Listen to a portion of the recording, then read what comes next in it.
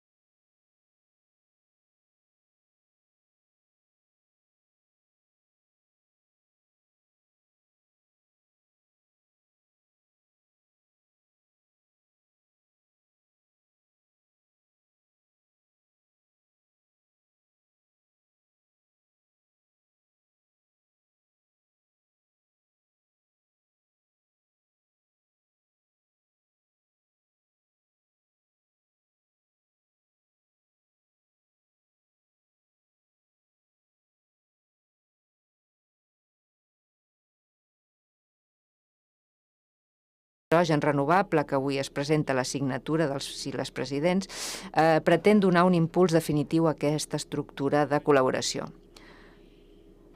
Però també l'Observatori Pirinenc del Canvi Climàtic, que compleix 13 anys, ha continuat amb la implementació de l'estratègia pirinenca del canvi climàtic.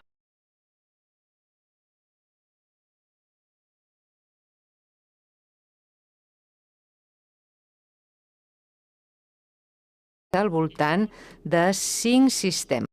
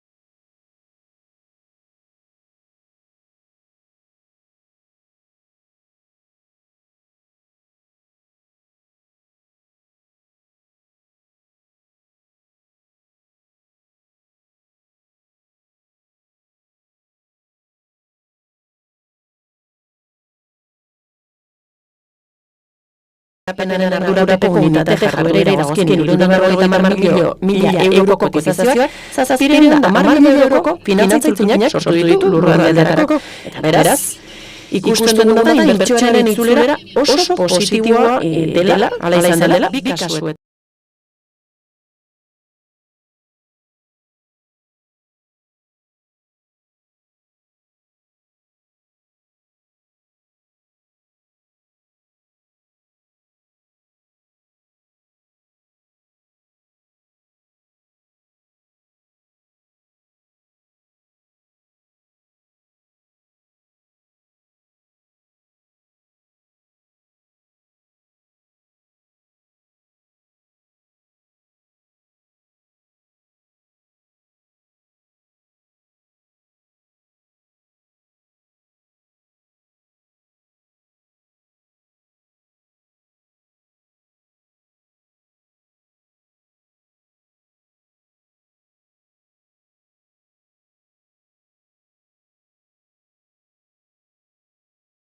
Ark markatu egingo zuela, mugarri bat izango zela.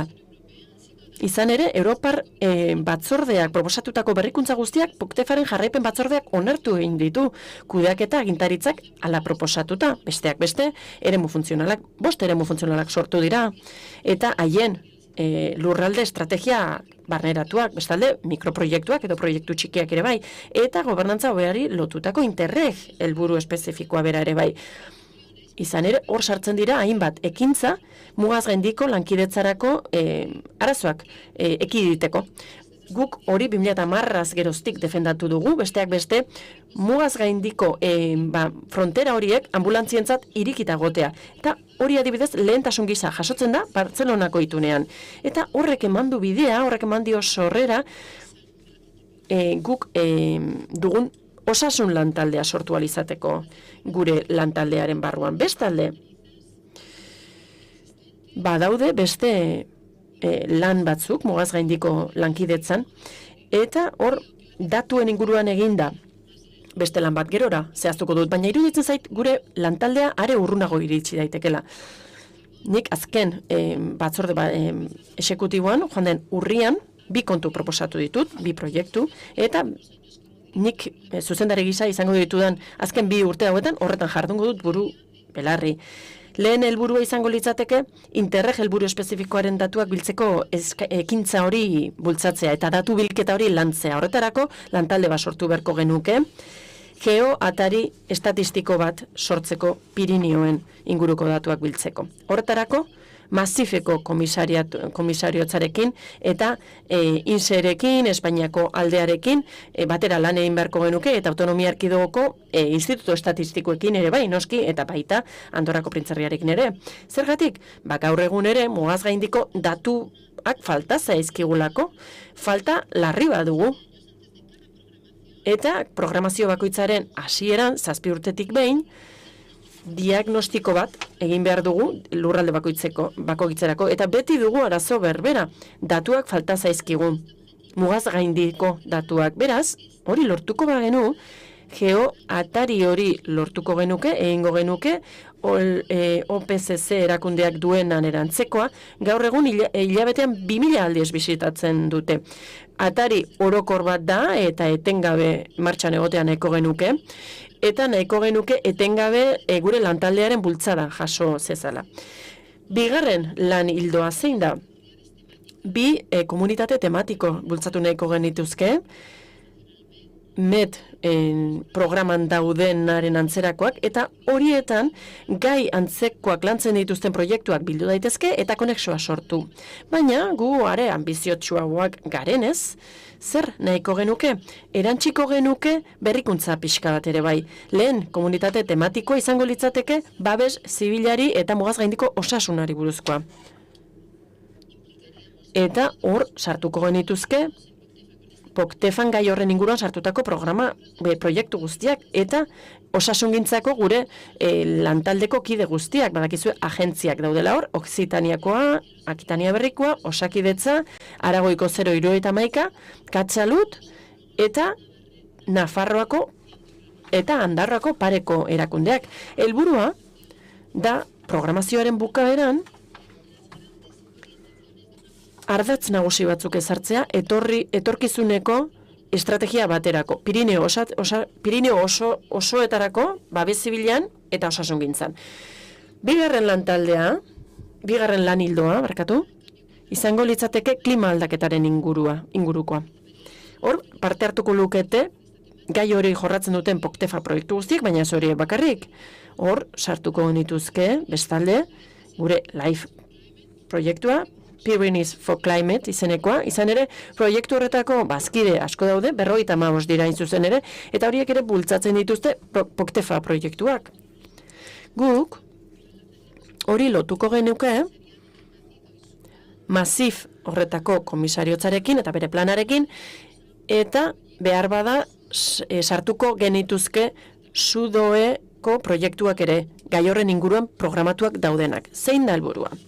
Koherentzia ematea, batasuna, eta lortzea eragile guztiek osotasunaren ikuspegi hori izan dezatela, jakin dezatela zein diren POCTEFA lurralde osoan klima aldaketaren kontra egiten diren ekintza guztiak. Guk ideia hori aurkeztu dio agentzia, lurraldearen kohesiorako agentzia nazionalari, eta oso pertinentea eta oso berritzailea iruditu zaio. Hain zuzen ere, lurraldearen kohesiorako agentzia nazionala ari da guri laguntzen ekimen hori bultzatzeko.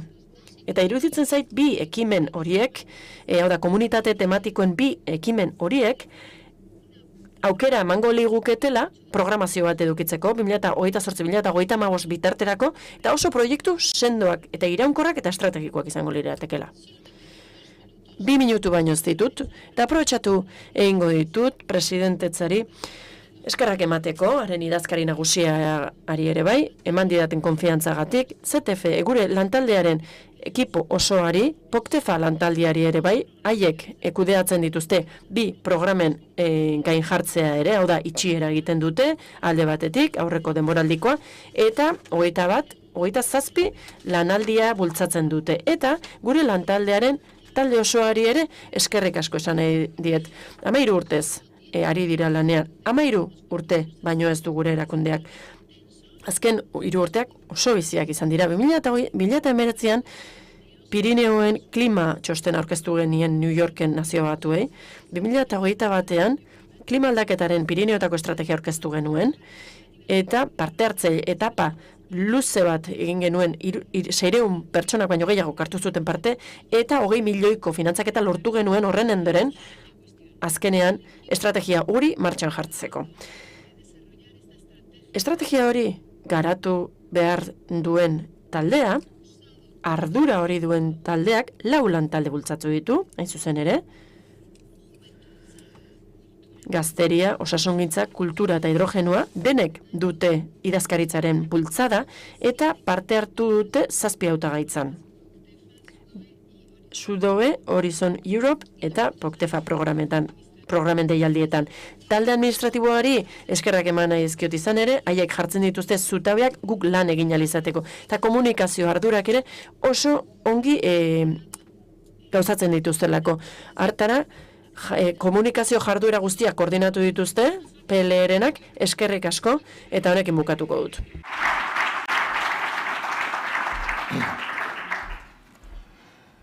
Eskerrik asko, zuzendari jauna, azalpen guztiengatik eta bereziki urrengo hilabete eta urteetan hain pendiente izango gaituzten xehetasun guzti hauek adierazteagatik. Vamos a pasar a continuación. Eta jarraian entzungo ditugu PELek trantsizio klimatikoari egiten dizkion ekarpenak lurraldeaz eta ekintzaz hitz egingo dugu, ingurumenaz eta energiaz hitz egingo dugu. Ekarpen handiak dira eta arrotasunez izango dugu PELek egindako ekarpen hauen berri. 2 mahai inguru ditugu, lehenengoan hitz egingo dugu Bals zuzendariak aipatutako Pyrenees for Climate proiektu estrategikoaz, eta bigarrenean hidrogenoaren arloko mugaz gaindiko lankidetzarako ekintza planaz hitz egingo dugu 2024-2026 aldi horretarako. Eta hasteko Pirineoetako klima aldaketaren LIFE programa integratu horri buruz hitz egiteko hitza eskatuko diet, edo hobeto esan da eskatuko diet honako pertsona hauei, mesedez, gurekin egon daitezen ona, igo daitezen Meritxell Kuyas, lehenik eta behin Andorrako klima aldaketaren eta energiaren bulgoko teknikariari, Raquel Jimenez Akon, Andreari, ingurumen hezkuntzako zuzendari nagusienari, Aragoiko gobernuan, Pegi Kankal, Andreari, trantsizio ekologiko eta energikoko zuzendaritzatik datorrenari, Oksitaniako eskualdetik, Alexander Boto, jaunari, IOBE, Eusko Jaurlaritzaren ingurumen agentziako zuzendari nagusiari, eta moderatzaile gisa, gurekin izango dugu Eba Garzia, Andrea klima aldaketaren Pirinioetako behatokiko koordinazio arduraduna. Eta ezakit badagoen protokolo berezirik, leku batean alabestan jarri behar zareten, baina izendatu ala nik uste horrela ardezakezuela lekua. Eta, hementxe, zurea da hitza. 30 minutu dituzue. Eta bide batez, ohar txiki bat, saiatuko gara, programa pixka bat lehenago amaitzen, baina kalitatez, baina modu arenago baten egiten saiatuko gara. Animo! Bai, ez nuen beste lako intentziorik, Benetan diotxut. Bueno, arratsaldeon. Gracias, autoridades, por esta oportunidad. Arratsaldeon, eskerrik asko agintarioi, aukera hau emateagatik. Gaur, pixka bat, herentzia batez hitz egingo dugu, PLN ekintza klimatikoan urteak daramatzagulako, ingurumean ekiten urtea daramatzagulako, eta idazkari nagusiak eta zuzendariak esan dutenez, oso momentu garrantzitsua da, oso une garrantzitsua. Eta aspaldidanik pentsatua dugu, baina gaur izango duguna bada potentzialtasun oso handia. Eta baliatzen jakin beharko genuke.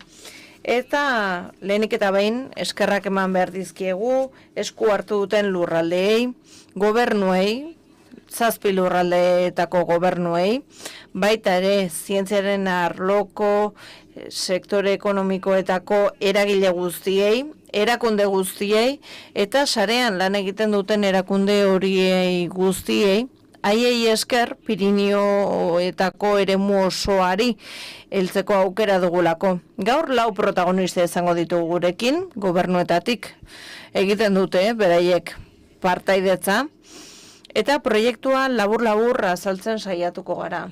Aurkeztu dituzte, ezagutzen dituzue, gurekin ditugun parte hartzaileak, Oksitaniatik trantsizio ekologiko eta energetikoko zuzendari ordea dugu, Aragoitik ingurumen hezkuntzako zuzendari nagusia, Euskaditik IOBeko zuzendari nagusia, Jaurlaritzak duen ingurumen agentziako zuzendari nagusia, eta Andorratik klima aldaketaren eta energiaren bulegoko arduraduna dugu. Pentsatzen dut denok badakizuela zer den klima aldaketaren Pirinioetako behatokia. Azaldu beharko banu esango nuke badela zubi bat eta bistakoa dena gainera esango nuke. Mendietan dagoen ingurumen arloko eragina Europan eta mundu osoan antzematen dena, baino handiagoa da. Ikusten ari gara beraz, arreta jarri behar dugula mendiguneetan, mugaz gaindiko eremuetan. Klima aldaketak ez duelako mugen inolako berririk. Eta hori esan da, zenbat urte daramatzagu, hitz egin dugu Pirinioetako behatokiaz, baina zenbat urte daramatzagu hainbat eta hainbat ez da. Eta hemen jasota daude, eskuartean ditugun, eragile horiek guztiak ikaskuntzarako komunitate bat sortu dugu, konpromiso handia duen komunitate bat klima eta ingurumenaren zaintzaren aldekoa. Asko lortu dugu eta oraindik ere asko egiten jarraitu behar dugu.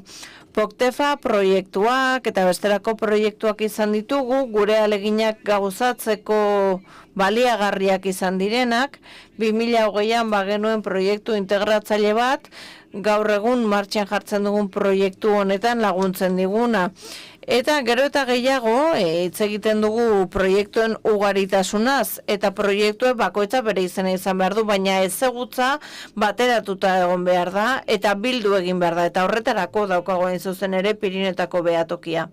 Beste kontzeptu bat, katalizatzailearena edo aglutinatzailearena, eta hain zuzen ere gaur izpide dugun proiektu bada oinarri bat, klimaren arloko ekintza aglutinatzen jarraitzeko aukera ematen diguna eta hobeto erantzuteko aukera ematen diguna. Azken batean hori da lurraldeetatik behar duguna eta hori da Europatik eskatzen digutena.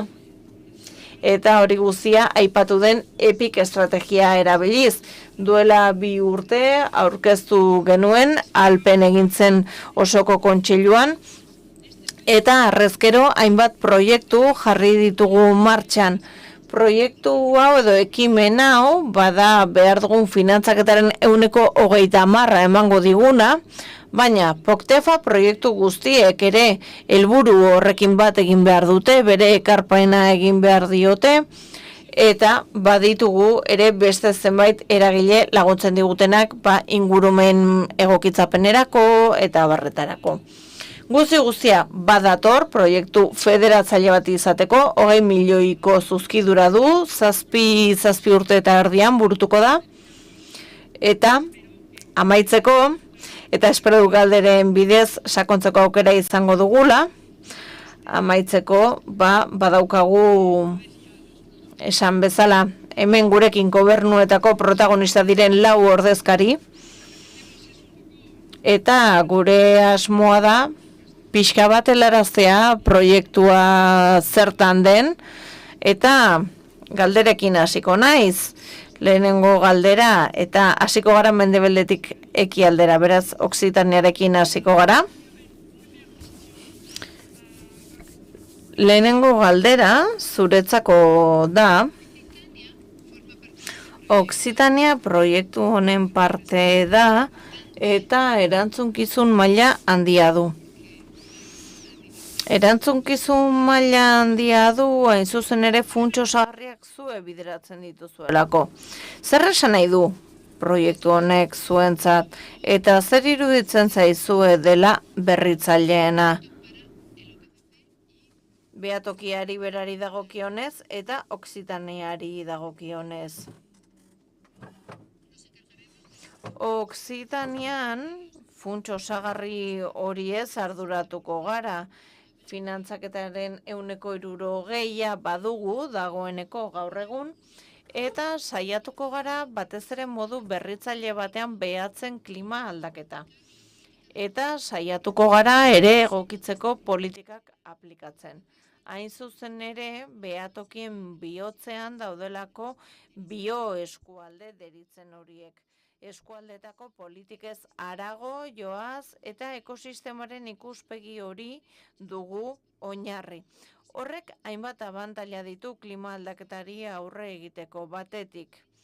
Ikertzaile beraiek diote nazioarteko modelizazioak beharrezkoak direla, baina beharrezkoa dela eskualde zaurgarrietan arreta jartzea. Eta adibidez, Pirinioen kasuan oso interesgarria dela oso gertutik ikustea zer gertatzen ari den, beraz ikuspegi zientifikotik oso interesgarria da.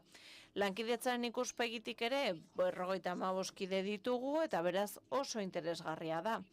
Zenbat eta lankidetza handiago egin klima aldaketari aurre egiteko, orduan eta emaitza hobeak espero ditzakegu. Egokitzapenari dagokionez gure eskualdarentzat oso garrantzitsua da.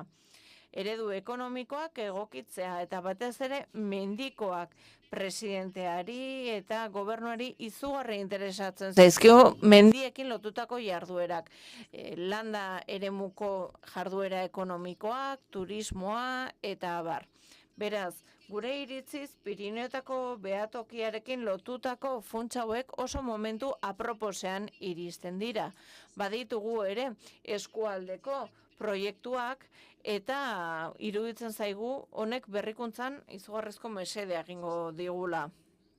Andorrarekin jarraituko dugu orain, Eta, bueno, badakigu betidanik zailtasunak egon izan direla Andorra proiektuetan txertatzeko, ez da, finantzaketari dagokionez eta berri dagokionez, dena den betidanik izan dituzue esku hartze oso esanguratsuak, eta badirudi azkenean lortu dugula modua, ez da, proiektu honetan zuek ere sartzeko. Zer espero duzue Andorratik proiektu honekin eta zer da zuentzat, edo zer esan nahi du batzorde honen parte izatea? Eskerrik asko gonbidapenagatik lehenik eta behin, eskerrik asko gure ikuspegiaren berri emateko aukeragatik. Lehenik eta behin esan nahiko nuke guztion interesa dela egokitzea eta erresilientzia hobetzea klima aldaketaren aurrean guztioi eragiten baitigu eskualde guztioi.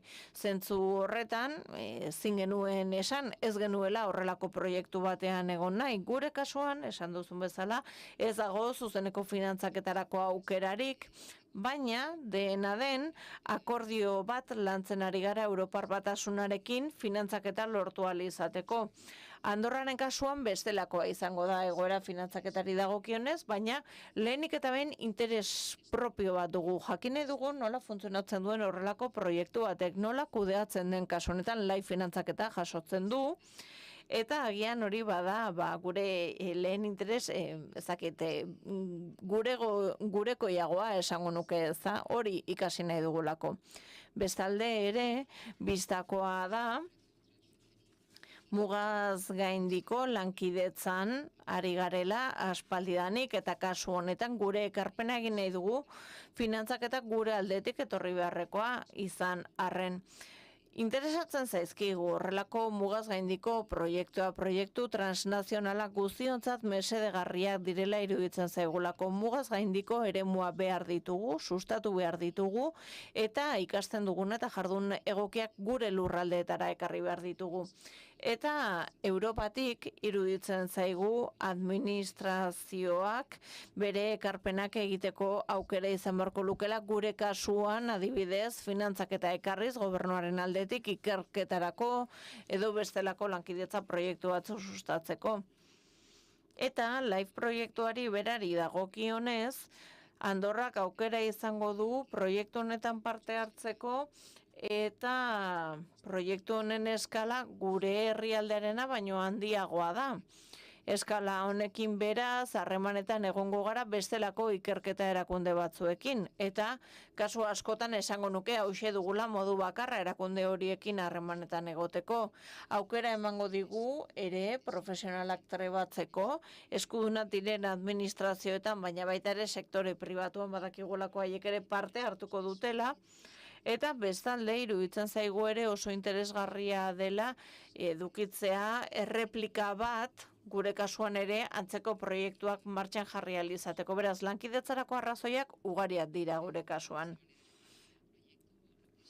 Aurkitu dugu eza, beraz, Andorra ere txertatzeko modu bat zoragarri.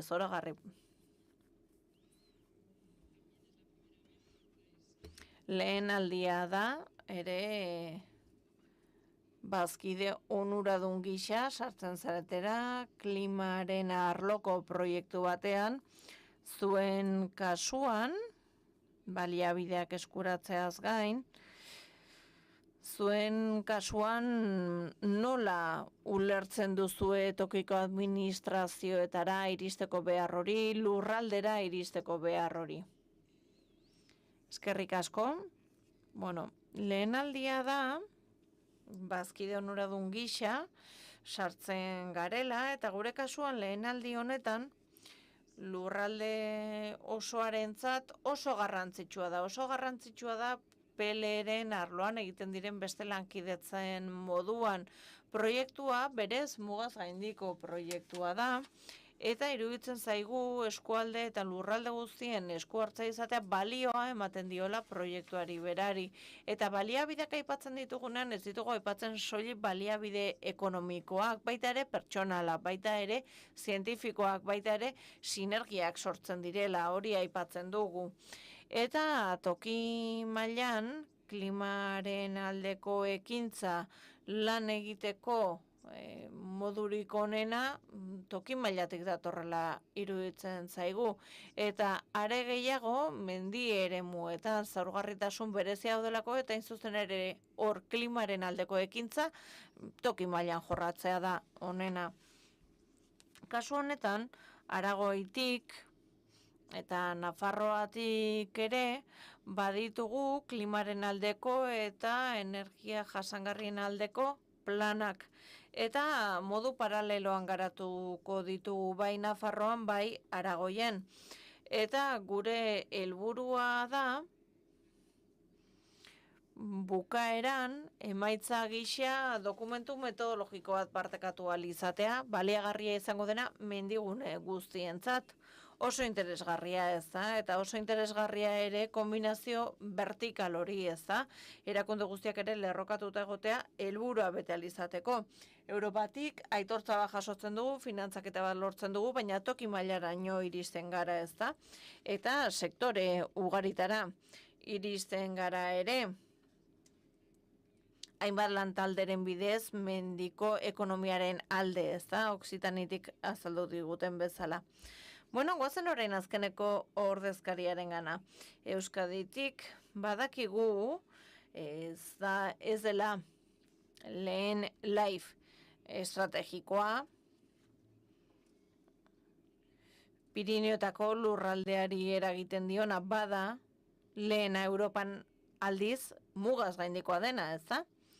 Beraz, zure iritziz, proiektu hau nola ikusten duzu, zuek baduzue eskualde mailako urban klima proiektua ere, lurraldean Euskadin garatzen ari zaretena, baudere bestelako esperientzia batzuk, Nafarroan, Frantzian, baina nola koordinatu edo zer esan dezakezu koordinazioa areagotzeari dagokionez, eta orain dugun aukera zabalago honekin nola koordinatu. Arratsaldeon guztiei, beren hizkuntzak galdetu diezunez, nik ere nire hizkuntzan hitz egin nahiko nuke. Handia duz, sarean lan egiten. Gu deitzen duguna da, auzolana deitzen diogu. Eta Pirinioetako klima aldaketaren estrategia horren adibide garbia da. Eta auzolanareko hiru adibide arrakastatsu esplikatuko dizkizuet.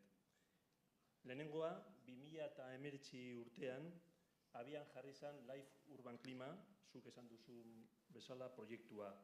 Eta honen helburua egokitzapen arloan 20 eragile artean jarri du. Bigarren adibidea, Euskadi errekonozitu izan da eredu bezala egokitzapen arloan. 12 lurraldeko auzolana. Eta hirugarrena, udalsarea 2030, udalsarea udalerrien sarea, jasangarritasunaren arloan, 200 udalerriren arteko auzolana ekintza klimatikoan. Como comentaba, hay 3 ejemplos claros que estamos trabajando. Hiru adibide argi ditugu auzolan honetan, lantalde honetan, sareko lan honetan, Life Urban Klima, badaukagu ere Euskadi jasotako aitortza, eta baita ere 12 eragileekin udalsarean egindako lana. Batzutan kooperazioa eta kolaborazioa ez da desberdina, eta kooperazioa elkarrekin lan egitea da, eta kolaborazioa helburuak partekatzea da. Eta nire ustez biak beharrezkoak dira. Kolaborazion y cooperación. Lankidetza eta elkarlana biak dira beharrezkoak. Muchas gracias. Algunas pinceladas. Eskerrik asko, ezagutu duzue proiektu hau pixka bat, gainetik bada ere, eta gehiago hitz egingo dugu honi buruz, hurrengo urteetan, eta azaltzea koordinazio honetan, hain zuzen ere, Batzordeak azpimarratu duela, PLek izan duen koordinaziorako gaitasuna, LIFE estrategikoa hauen kasuan ere, beraz, badaukagu LIFE berezi bat, hain zuzen ere, proiektuen koordinazioarekin lotuta. Eta, esan bezala, proiektu hau bada simbolo bat, eta sareko lanaren 10 urte horien emaitza da. Lurraldek finantzaketaren 13% garatuko dute, PLek finantzaketaren 10% du, koordinazio lan honetarako, eta ontzia dagokion portura eramateko, eta batez ere, erakundeek, eraguzietako erakundeek garatuko dituzte ekintzak. Eta hemen badirak gakoak diren hainbat alderdi. Eta Europak eskatzen dizkigute horiek batetik gai izatea, berriz bideratzeko funts osagarri horiek ere Pirinioetako eremuan klima aldaketaren aurka lan egiteko, eta gai izateko ere erreplikatzeko ikasten dugun guztia, erronkari ahalik eta azkarren erantzun ahal izateko. Beraz, oinarriak baditugu, eta amaitzeko eskatuko nizkieke azkeneko hitzak nola proiektatzen gara, honek eraman behar bagaitu 2031 amaierara arte. Bueno, badakigu epemuga oso urrun dagoela dirudiela, baina lortuko dugu, lortuko dugu 2030erako eta 2050erako ezarritako helburu horiek betez. Labur, nola proiektatzen dugu gure burua 2031ra begira.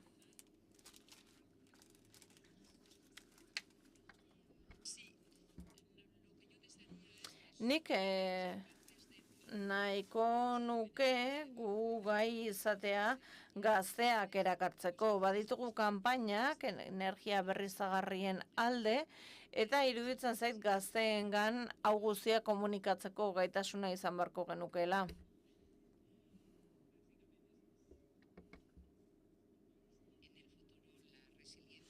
Etorkizunean resilientzia errealitate bat izatea azpimarratuko nukenik, eta azpimarratuko nuke jada aipatu den zerbait.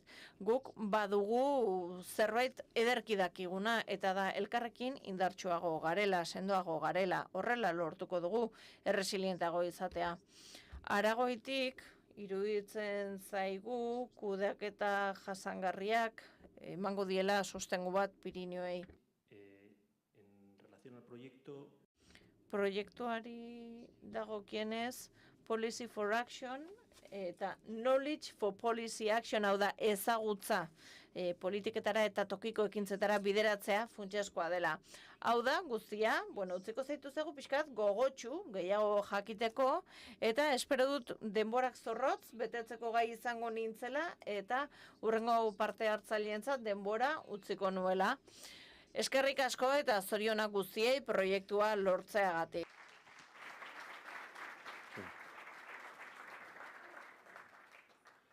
Gracias, moderadora. Eskerrik asko, moderatzaile Andrea.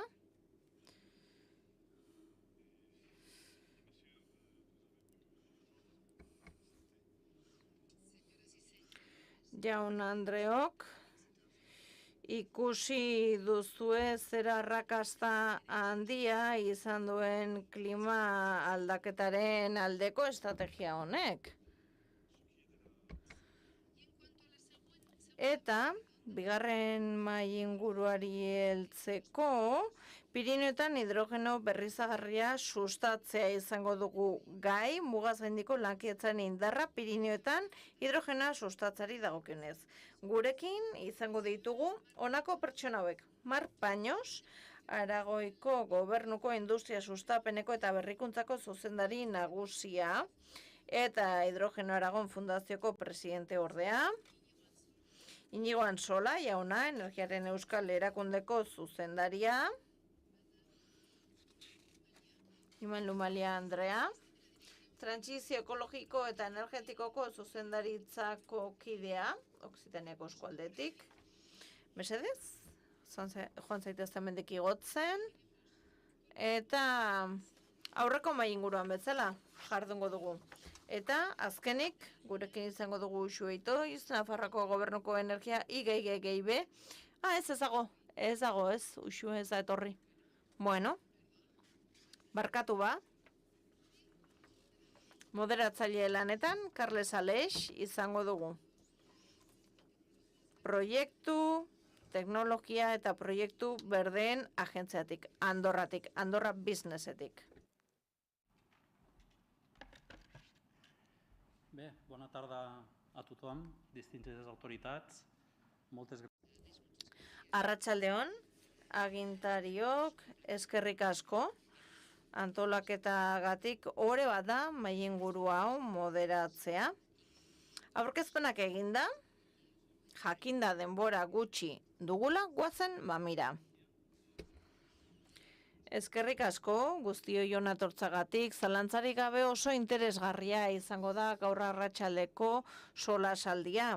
Testuinguru pixka bat gehitzearren ez dugu gehiegi behar, baina iruditzen zait guztiz zentzuzkoa dela, ez da, energia eta barkatu hidrogeno berriztagarria sustatzeko mai inguru bat izatea hemen, ez da, badakigu oso gai sentikorra dela, klima aldaketaren ondorioi buruz ari garela, eta iruditzen zait Senoneko hainbat kontu izango ditugula izpide. Gu hemen 3 herrialdek egin dugu bat, 7 eskualdek egin dugu bat, beraz, iruditzen zait bozgorailu paregabea izango garela, Europa mailan, trantsizio energetikoko eredu bat izango garela, iruditzen zait, gure herrialdeak eta gainerakoek ere guztiz barneratuta dute, eta badakigu lankidetza arrakastarako gako dela. Inigo Antsolari emango diot orain hitza, bera Energiaren Euskal Erakundeko zuzendaria da, eta PLren presidentetzaren ordezkaria badakigu aldatzear dela, baina besterik gabe, Inigo Antsolari egingo diot galdera. Euskadi PLren presidentetzan egon dela, zenbait ekintza bultzatu dira Pirinioetako lantalde honetan, eta baditugu hainbat gai jorratu direnak besteak beste hidrogenoaren baliokatea eta geroago irakurriko den adierazpen hori. Euskadirentzat zergatik da garrantzitsua hidrogenoaren sektorea bultzatzea mugaz gaindiko lankidetzaren testu inguruan? Arratsaldeon da eskerrik asko, lehendakari, agintariok. A ver, yo diría, voy a contar. Bueno, nik esperientzia pertsonal bat kontatuko nuke eta ez nuen aurre ikusita. Duela 7 urte inork ez zuen hitz egiten hidrogenoari buruz, duela 4, ez da ere, eta duela 3, orduan piztu zen hidrogenoaren gaia, ez da. Eta are gehiago aipatzekoa da hau, gerra testu inguru honetan, Ukrainaren inbasioa hasi zuenean, Errusiak, horrekin guztiarekin zer pentsatua genuela, sentitu genuen, sekulako mendekotasuna genuelako, Europan badaude, deskarbonizaziorako politika batzuk, baina aldi berean ikusten dugu mendekotasun energetikoa izugarri handia dela. Ulertu genuen zerbait egin behar genuela, gure ekonomia deskarbonizatu behar genuela, hidrokarburoekiko mendekotasuna murriztu behar genuela, eta guk geu gaitasun handiagoa izan behar genuela. Eta horrela, ulertu genuen hidrogenoa eta zehazki hidrogeno berdea oso garrantzitsua izan zitekeela. Teknologiak jasangarrietan oinarrituz. Euskadin 3 urte daramatzagu, esango nuke dagoeneko, pandemia baino lehenagotik hasia ginen hidrogenoaren estrategia definitzen, eta erreparatzen genien baliokate guztiei, merkatuaren baliokate guztiei, ekoizpenari, hidrogenoaren garraioari eta kontsumoari. Eta nola ez, gure DNA-an daukagun hori duela 41 urtetik, 41 urte betetzera goazelako zuzenbide pribatuko erakunde gisa, guk garapen teknologikoa gure DNA-an genuen, eta ikusi genuen aukera bat zela teknologia garatzeko, eta ez izateko teknologiaren erosle hutsak, baizik eta garatzeko. Hori esan da, merkatu bat behar dugu, ez da, sortu behar dugu, garraiatu behar dugu, kontsumitu behar dugu. Eta horrek guztiak merkatu baten beharra sortzen du. Nola heldu diezaiokegu merkatuaren sorrerari? Tira, batetik, modu lehiakorragoan edo prezio lehiakorragoetan erosi beharko dugu, eta bestela ez bada lehiakorra inork ez duelako inork erosiko, eta bestalde ikusi behar dugu eta diagnostiko bat egin beharko dugu ikusteko zer gaitasun dugun lurraldetako bakoitzean. Eta heldu diogu, besteak beste, estrategia horren babespean gai honi ari gara garatzen, gure estrategia propioa lankidetza publiko pribatuan, lehen aipatuen horretan, 70 eragilek heltzen diote 50 proiektutik gorari, baina gure mugak ditugu. Badakigu, besteak beste, ez dugula nahikoa energia elektriko berriztagarri izango, ekonomia elektrifikatzeko baina, eta gainera hidrogenoa sortu ahal izateko, hori ere teknologia berriztagarri horien beren bitartez. Beraz, sortu dugu, arazori ikusita, autonomia erkidego ingurukoekin, Nafarroarekin, Aragoirekin, Kataluniarekin batera, hidrogenoaren Ebroko korridorea proiektatu dugu, eta hor izugarrizko aukera sortu zaigu Akitania berriarekin, Oksitaniarekin, hau da Pirineoz bestaldeko lurraldekin. Eta hortxe diar dugu. Zuk aipatu duzu lehen, gaitasunen mapatze proiektu hori, hor lortu behar dugu jakitea zein den abia puntua lurralde bakoitzerako. Lantaldean gauden 7 lurraldeetarako. Orain egin behar duguna da, mapatze lan hori ezagutzera eman eta eguneratzea. Ezagutzera eman nola ez, eta gero ikusi aukerak non dauden garraiorako, konexioak sortzeko mugaz gaindiko lekuen artean, biltegiratze topaguneak ere bai, Akitania berrian gaitasun izugarria dago hidrogenoa biltegiratzeko, CO2 ere bai. Tira, egin behar duguna da, lankidetzarako aukera emango luketen puntuak identifikatzea. Oso ongi eskerrik asko, eta orain barkamenak eskatu nahi nituzke. Nafarroako gobernuaren izenean, izan ere, Uxue Itoiz Andreak ezin izan du ona etorri, pena da, baina ezusteko baten ondorio izan da, eta Iman Lumania Andrearekin hitz egingo dugu orain, bera da, Oksitaniako transizio energetikorako arduraduna, eta zuzendaritza horretan, Oksitania eskualdean dago, berak hartuko du gainera bere gain presidentetza. Eta ni galdetu nahiko nioke zein dira helburuak batez ere kontuan hartuta, hidrogenoa lehentasunezko sektore izan litekela. Oraintxe azaldu berri duten guzti horrekin lotuta. Bai, horixe da, guk arratsalde honetan hartuko dugu lantalde honen presidentetzaren ardura, eta hidrogenoi oso lan alor garrantzitsua izango da gure presidentetzan. Dagoeneko bada garrantzitsua, eskualde mailan 2019tik badugu plan bat hidrogeno berderako, 150 milioi eurokoa, 2030 arte. Zertarako sektore hori bultzatu eta garatzeko. Gure eskualdeak 2023an aviazio berderako plan bat ere onartu zuen, hor hidrogenoak oso toki garrantzitsua betetzen du. Sektore aeronautikoko eragilei lagunduko diegu deskarbonizazio bultzateko. Beraz, tokian tokiko proiektu oso garrantzitsu bat da. Eta gure presidentetzan nola ez, gai hori jorratu egingo dugu. Gure lantaldeko 7 lurraldetatik 6 badute hidrogeno estrategia bat. Horrek garbi uzten du, oso erronka garrantzitsua dela, ezinbestekoa, hartara gure lantaldeko eskualde asko eta asko behar bezala garatu daitezen.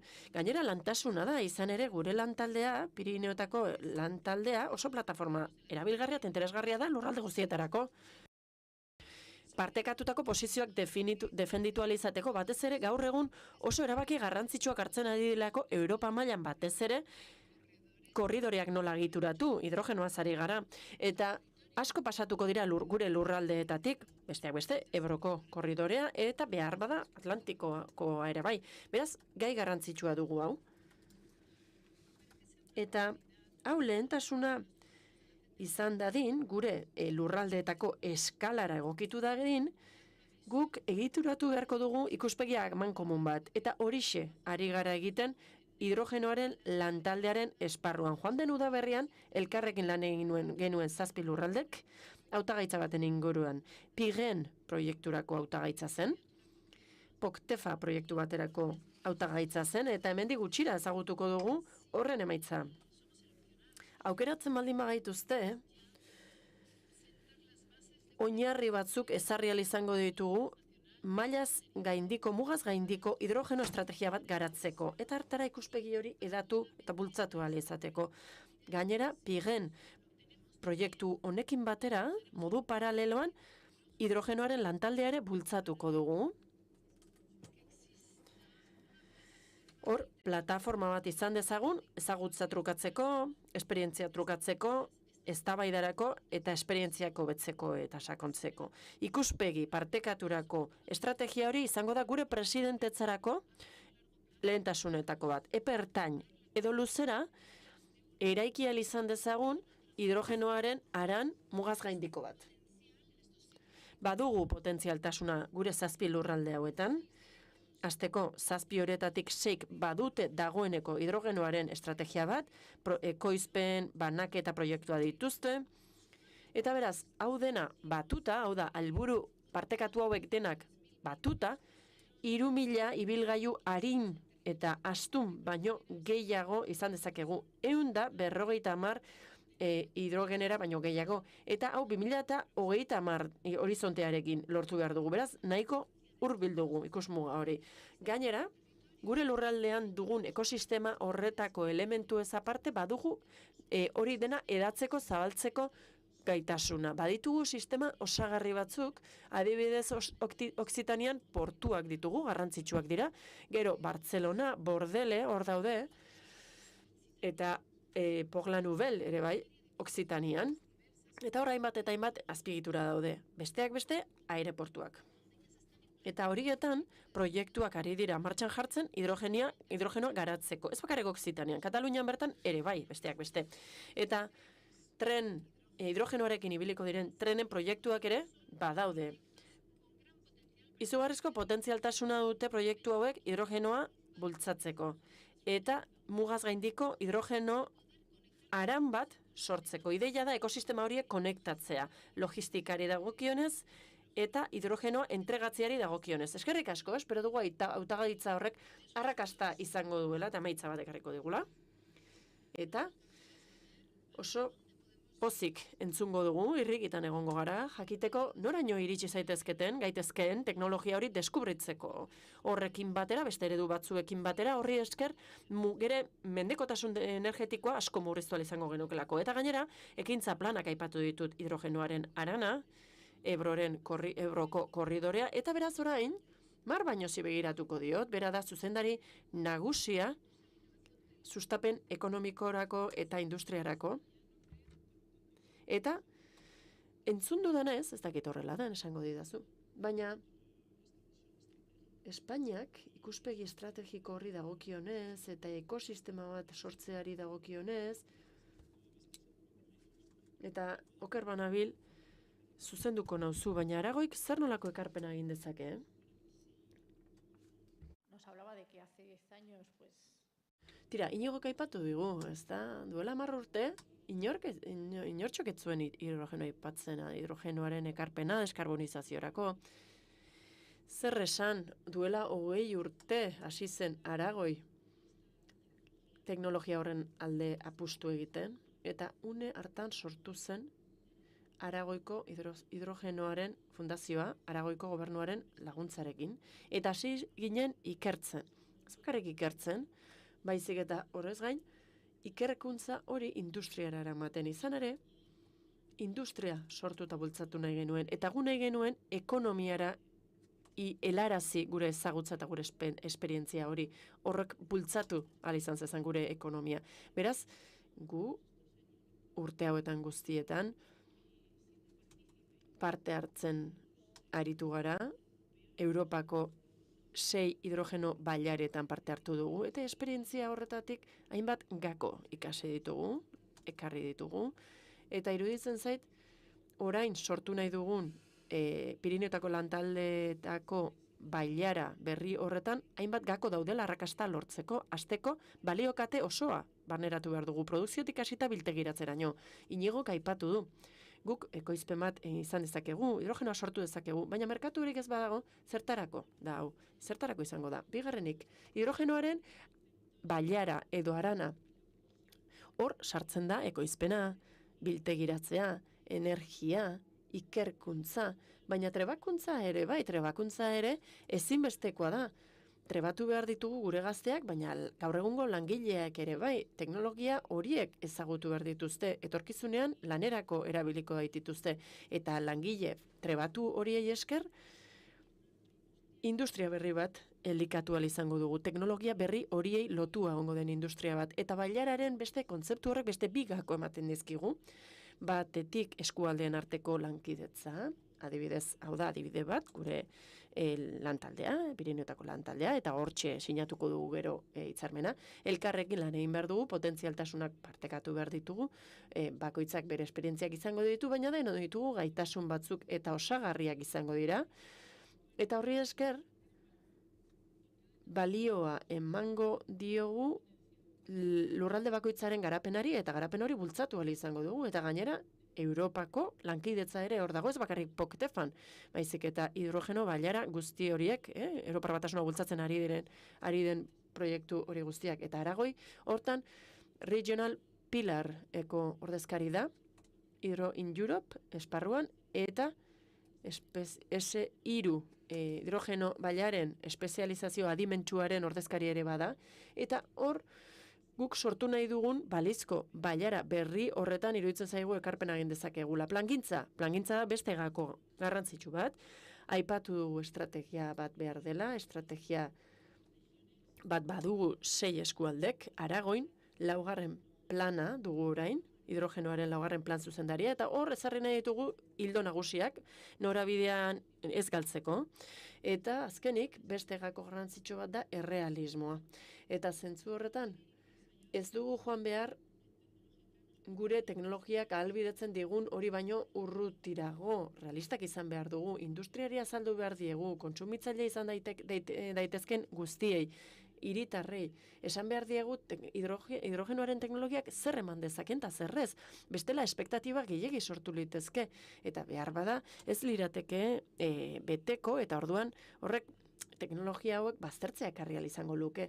Ezin dugu eraldaketarako aukera bikaina hau galdu, iraunkortasunaren alde eta energia berriztagarrien aldeko borroka honetan tinko jarraitu behar dugu, baina realistak izanez aldi berean. Oso ados nago kontzeptu horrekin, garapen ekonomikoa eta bideragarritasuna. Ezin dira banandu. Eta horrek hurrengo gogoetara narama. Badakigu gaur egun ezin dela behar bada pentsatu sektore pribatuak adibidez gurdiari tira egitea, esan ohi den bezala, ezta? Eta aldi berean sektore publikoak behar bada eragile korrelazio hori bilatuko du ikusteko ea bideragarria den teknologia hori. Zuek uste duzue ekimen publiko pribatuak bultzatzea garrantzitsua dela eta ezinbestekoak izango direla ekonomia gora egin dezan, galdera irekia da edozeinentzat. Complètement, je suis tout à fait d'accord et on a un exemple. Bai, ni erabat ados nago. Eta hor Oksitanian adibide garbia dugu. Guk badugu ekosistema bat, aireportuena eta ENGIE izeneko enpresa pribatu batena da, eta bestalde LAREC dago gure Agentzia Nazionala Energia eta Klimaren ingurukoa. Beraz hor, bi alderdiak daude eta parte hartzen du agentzia horrek sozietateetan. Beraz hor badugu adibide bat. Elkarte publiko-pribatu bat da. Eta horri esker bultzatzen dugu berrikuntza, besteak beste. Eta arintzen ditugu arriskuak, nolabait esateko, arrisku ekonomikoak, arrisku horiek egon daitezke, beti, teknologia berri bateaz ari ganenean. Osongi, amaitzen joango gara, eta eskerrik asko, denoi. Bakarrik esan, beste biderik ez dagoela. Ez dagoela beste biderik kolaborazio publiko-pribatu hori bultzatzea baino. Zuk ondo esan dozun modure arriskuek bere ganatu bidoguz, bai alderdi publikotik eta zein pribatutik. 51 urte daroiguz eredu hori bultzatzen, eta ikusi izan dugune da, eta esperientzisek esaten dozkune da, benetan eredugarri dela eta onuragarri dela. Bidorretatik jarraitzu biharra daukau, eta lehen haitxetu duten korredor basko del hidrogeno hori horretan oinarritxute dau. Kolaborazio publiko-pribatu horretan, nun erakunde publikoek papel garrantzitsu bat dauken, baina zer esanik ez, interes pribatu bat ez badau, ez dau zereginik. Sí, yo también sumarme a que en la colaboración. Bai, ni ere ados nago. Lankidetza publiko-pribatu ezinbestekoa da. Administrazio publikoek sortu dezakegu araudi bat erraztuko duena, teknologia horiek bultzatu ahal izan daitezen. Baina, lagundu dezakegu, finantza laguntzak eman ditzakegu, sektore pribatuak bultzatu ditzen, baina sektore pribaturi gabe, honek ez du aurrera biderik izango. Eta eskualde guztietan ditugu adibideak, Taniak ere badakizki, Aragoin ere, 80 patronotik gora dituzte beren proiektuetarako unibertsitateek, parte hartzen dute, herri administrazioek ere bai. Hori da, esan duten bezala, bide bakarra. Osongi, eskerrik asko, hausnarketa honengatik, eta mai inguru hau bukatutzat emango dugu jarraian. Hurrengo bat arte.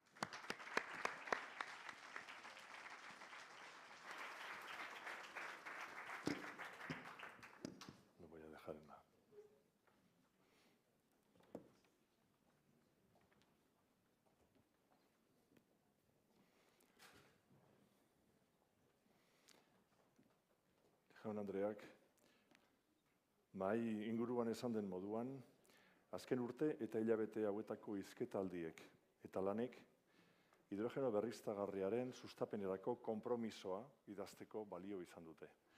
Lurralde guztien interesa, parte hartzea eta adostasuna lortu dutena. Konpromisoa irakurriko dugu orain, eta jarraian, Pirinioetako lan elkarteko lurraldeetako lehendakaria, presidentak, konpromisoaren 5 bersio linguistikoak sinatuko dituzte, ondoan dagoen mahaira hurbilduta. Banan deituko ditut pertsonak igotzeko, sinadurak egin eta gero jesarlekuetan jesarri zaiteztela eskatuko dizuet, sinatzen duzuen moduan, eskerraldetik, nire eskerraldetik eskumaldera, zuen eskumaldetik eskerraldera. Hala ere, hidrogenoaren adierazpena irakurriko dut orain bertan. Pirinioetako lan elkartea, hidrogeno berriztagarria sustatzeko konpromisoa. Duela gutxiko gertakari geopolitikoak ikusita, garbi dago karbono neutraltasunaren prozesua bizkortzea eta energia baliabide ez berriztagarri kutsatzaileekiko mendekotasuna murriztea lehentasunezko beharrak direla. Hidrogenoaren arloko Europako estrategian, energia vektore hori energia berriztagarrietan oinarrituta ekoizteko potentziala aztertzen da.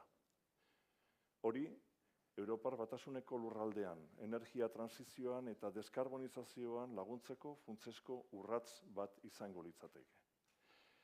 Hidrogeno berriztagarriak energia baliabide bideragarri gisa duen potentzialaz eta kideen espezializazio adimenduneko estrategien artean sinergia garrantzitsuak sortzeko aukeraz jabetuta, Pirinioetako lan elkarteak iraunkortasunaren bidetik egin nahi du aurrera.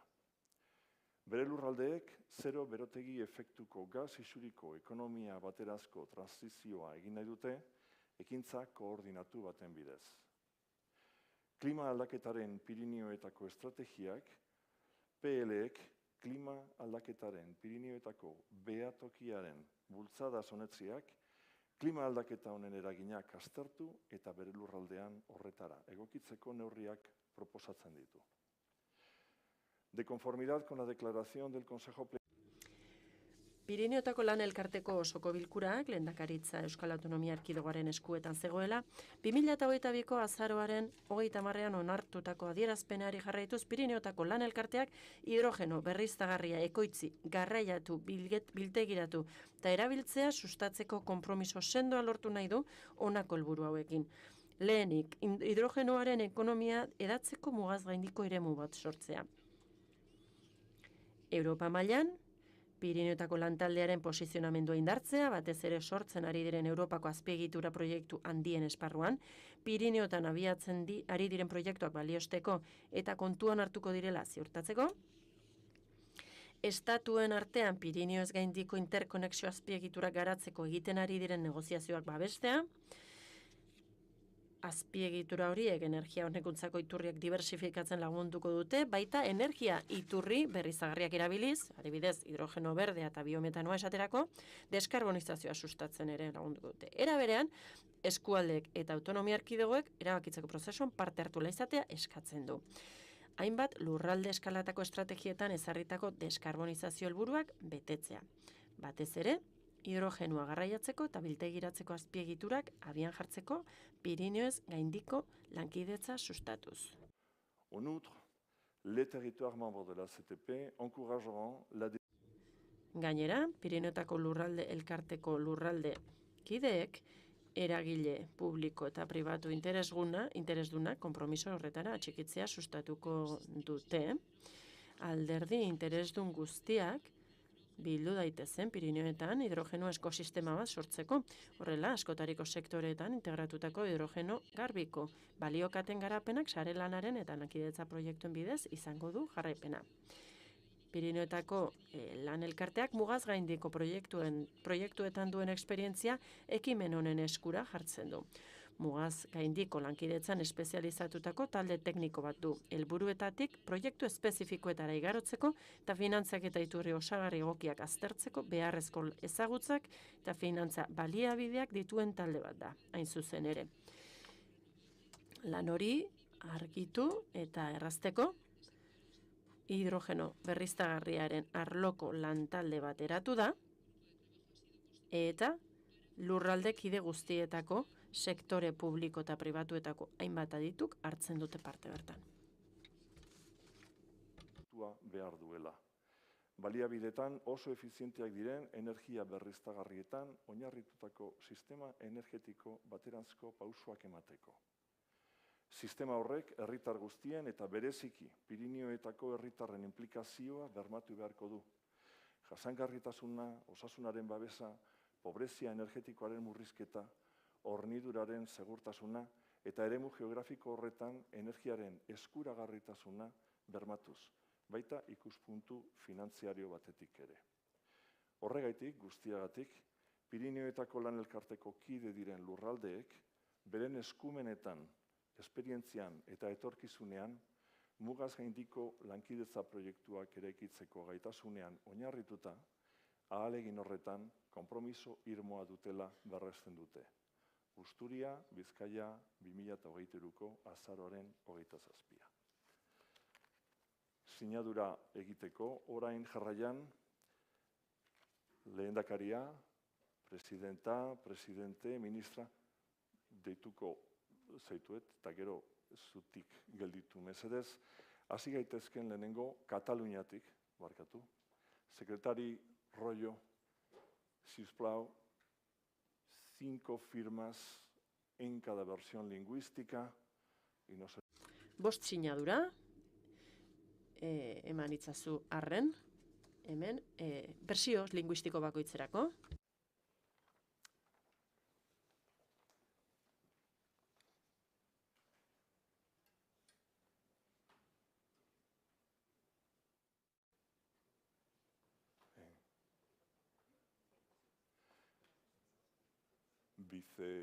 Vicepresidenta Hernández de Aragón, por favor. Aragoiko Hernández, presidente ordea, aurrera.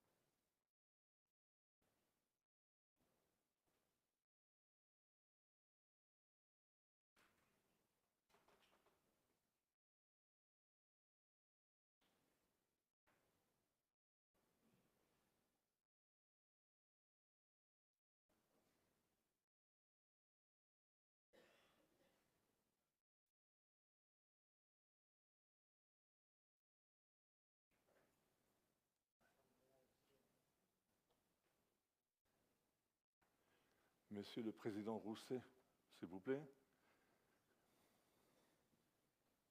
Ruse, presidente jauna, mesedez aurrera.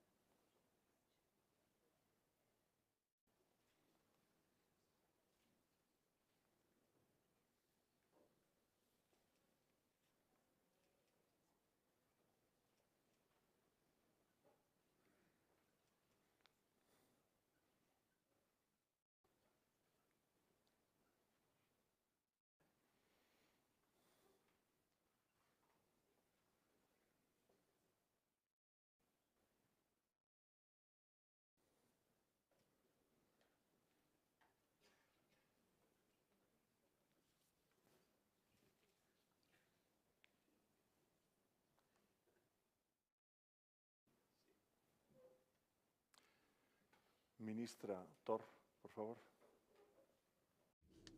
Tor ministro handea, mesedez.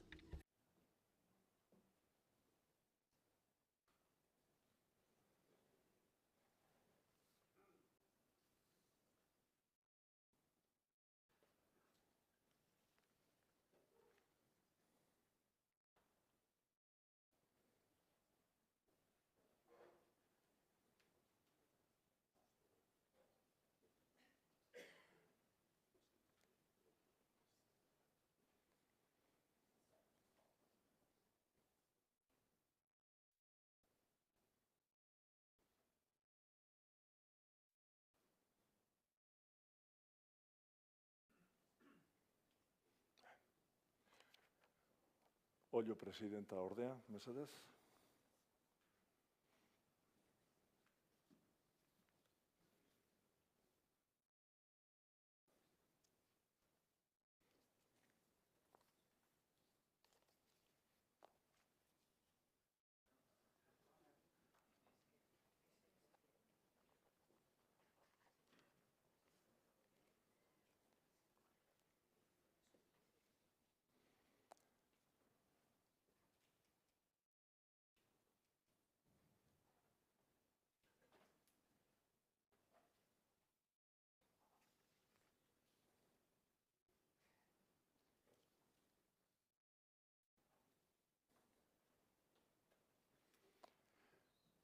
Madame Presidente Delga. Delga presidente Andrea, mesedez.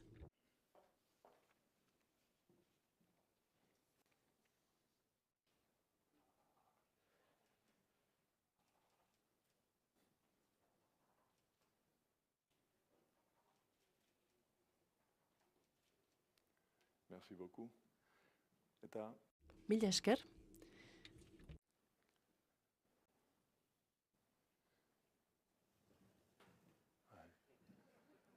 bai.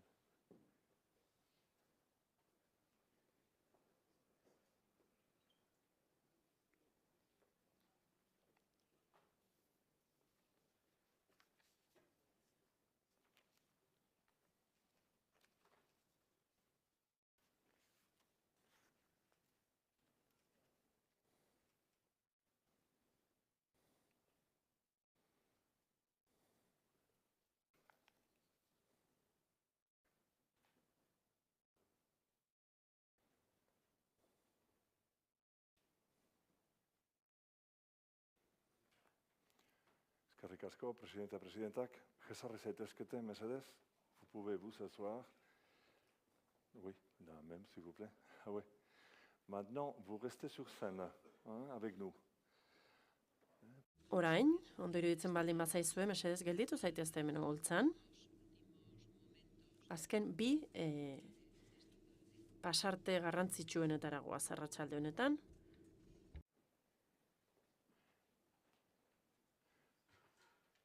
Nous n'avons pas prévu ça, mais il nous faudra des écouteurs.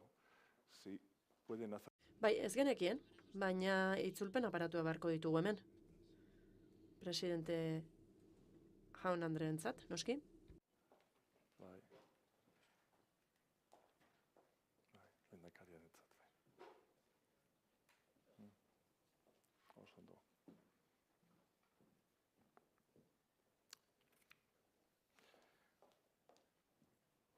Andreak eta jaunak, arratsaldeon berriro ere, azken bi aktuetan gaude, osoko bilkuraren adierazpena eta erakundeari aurten dagokion presidentzia transmititzearena Euskaditik Okzitaniara hain zuzen. Hasteko, Pirineoetako Lan Elkartearen presidenta eta presidenteen osoko bilkuraren adierazpen bateratuaren irakurketa izango dugu, eta horretarako jarraian, oraindik Pirineoetako Lan Elkarteko zuzendari idazkari nagusia den Mikel Anton Zorragoitiak egingo du irakurketa.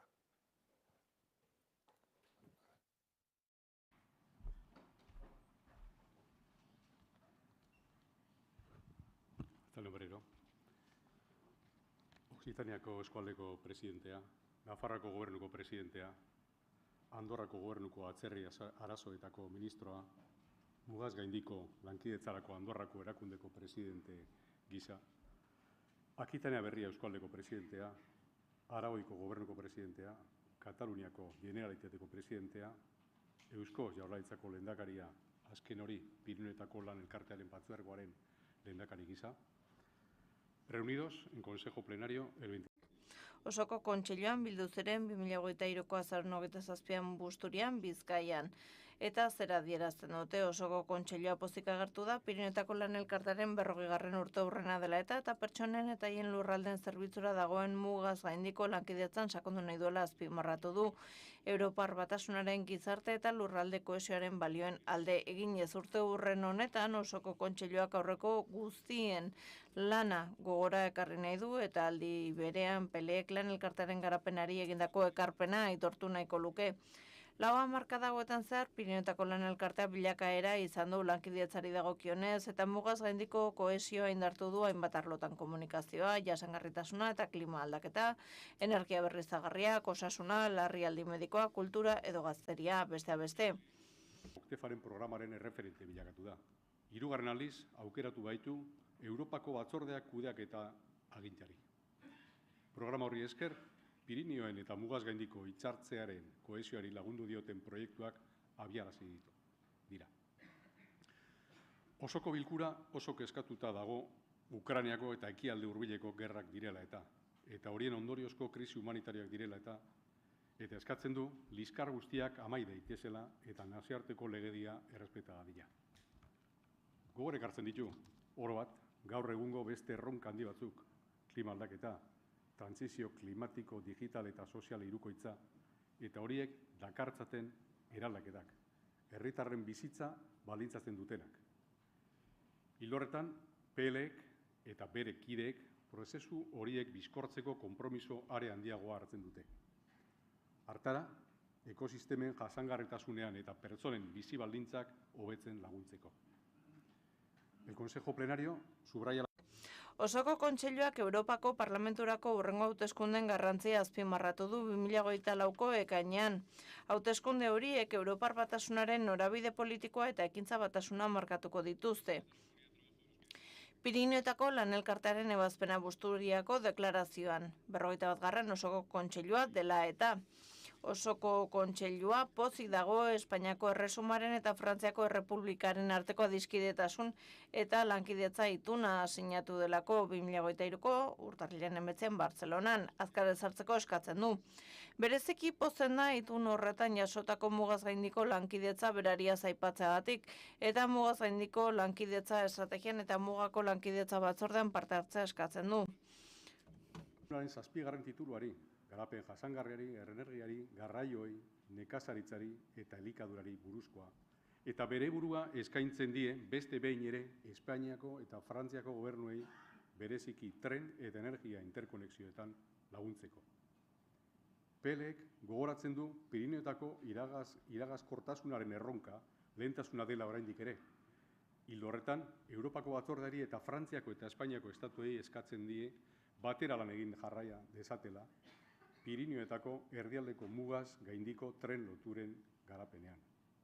Halaber, eskatzen du 2030erako bete daitezela Europan zeharreko garraio sarearen lehentasunezko korridoreen oinarrezko sarearen helburuak, Pirineoi dagokionez.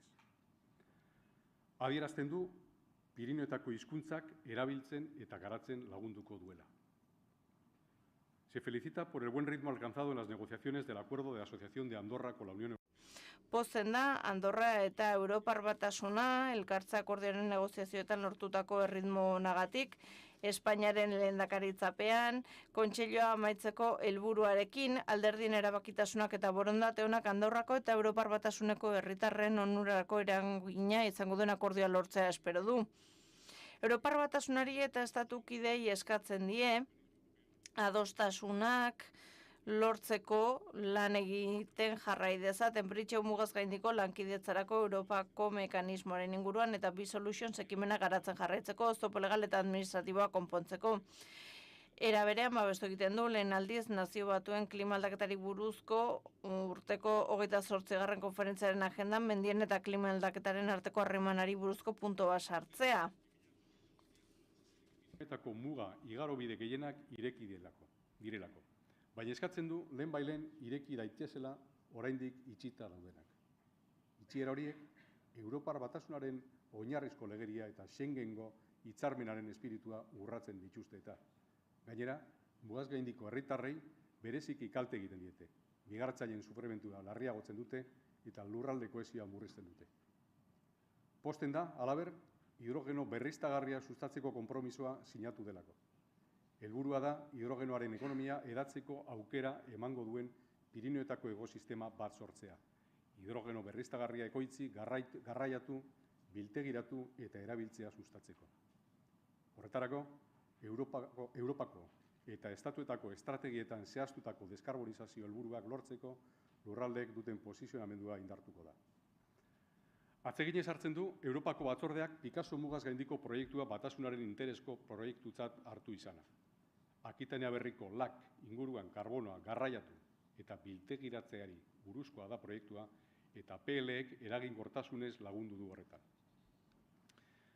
Acoge con satisfacción el lanzamiento de la primera convocatoria. Pozik agertu da Interreg POCTEFA 2021-2027 programaren proiektuen lehen deialdia egin delako, EGFen aurrekontua 95,4 milioi eurokoa da, Pirinioetako arlorako, eta horrek erakusten du badagoela konpromiso bat lurralde honen alde lan egiteko, batez ere 5. helburu horrekin lotuta. Programazioalde honetan ezarritako helburuetan lan egiten jarraitzeko konpromisoa berresten du. Balioan jartzen du Life Pyrenees for Klima proiektua lortu izan zeinakia 20 milioi euroko zuzkidura du 7 urtetik gorako iraupena. Proiektu honi esker, PLE eta behatokia dimentsio berri batean jarriko dira. Klimaren aldeko estrategiari dagokionez. Gizarte, kultura eta hizkuntza balioak batik bat duen konpromisoa berresten du. Beste behin dio, mugaz gaindiko lankidetza indartu beharra dagoela. Bai mugaz gaindiko herritarren mesederako diren lurralde kohesio politika garatzeko, bai egungo transizio energetiko, digital eta sozialaren erronkei erantzuteko.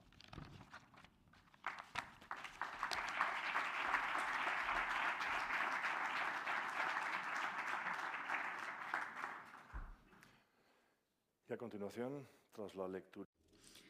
Jarraian adierazpena irakurri ondoren, 2023ko adierazpena irakurri ondoren, hitza emango dizkiegu lurralde bakoitzeko agintari gorenei, txandaka beren hitzaldi propioa egin dezaten.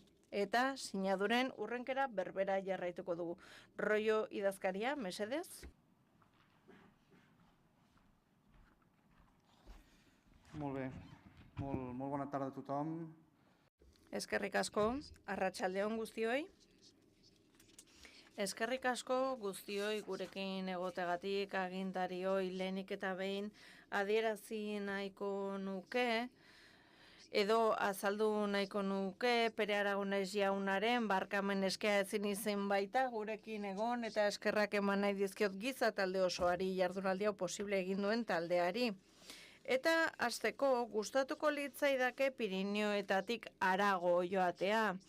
gaur egun esnatzen garenean jasotzen ditugun berriak eta albisteak minez beteta daude. Palestina, bakea ekartzen zaizkigu gogora, zer garrantzitsua den bakearen kultura bat eraikitzea, zer garrantzitsua den batez ere gurean gatazka larririk ez dagoenean, zer garrantzitsua den sareak, zubiak eraikitzea, herritarren eta administrazioen artean elkarrizketa susaltzeko.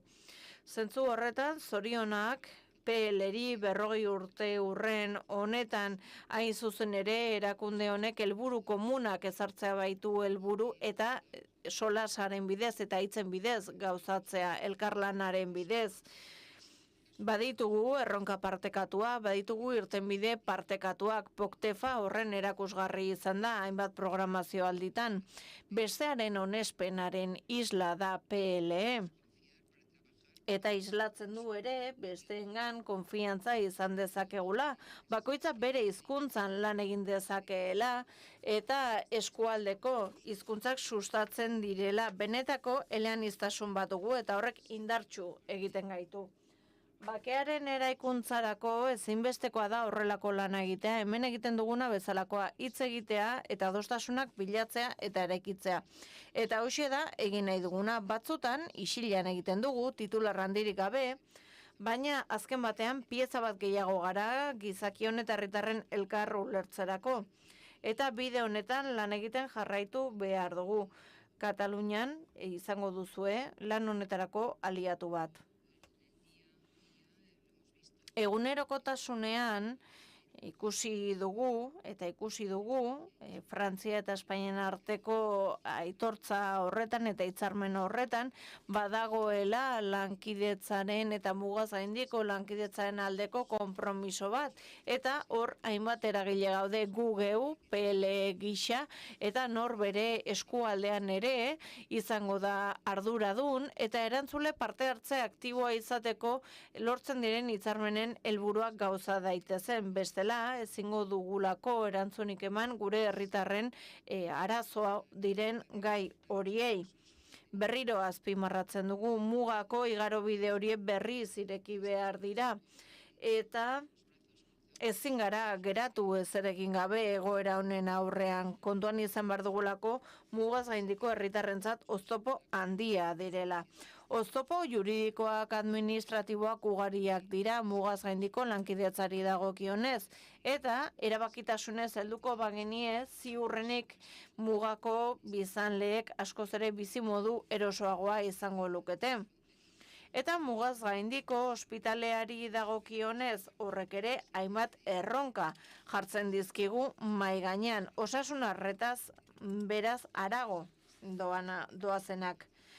Administrazio guztiek egin behar ditugu ahalegin handiagoak muga administratibo horiek gainditzeko eta funtzionamendu hobe bat bermatzeko.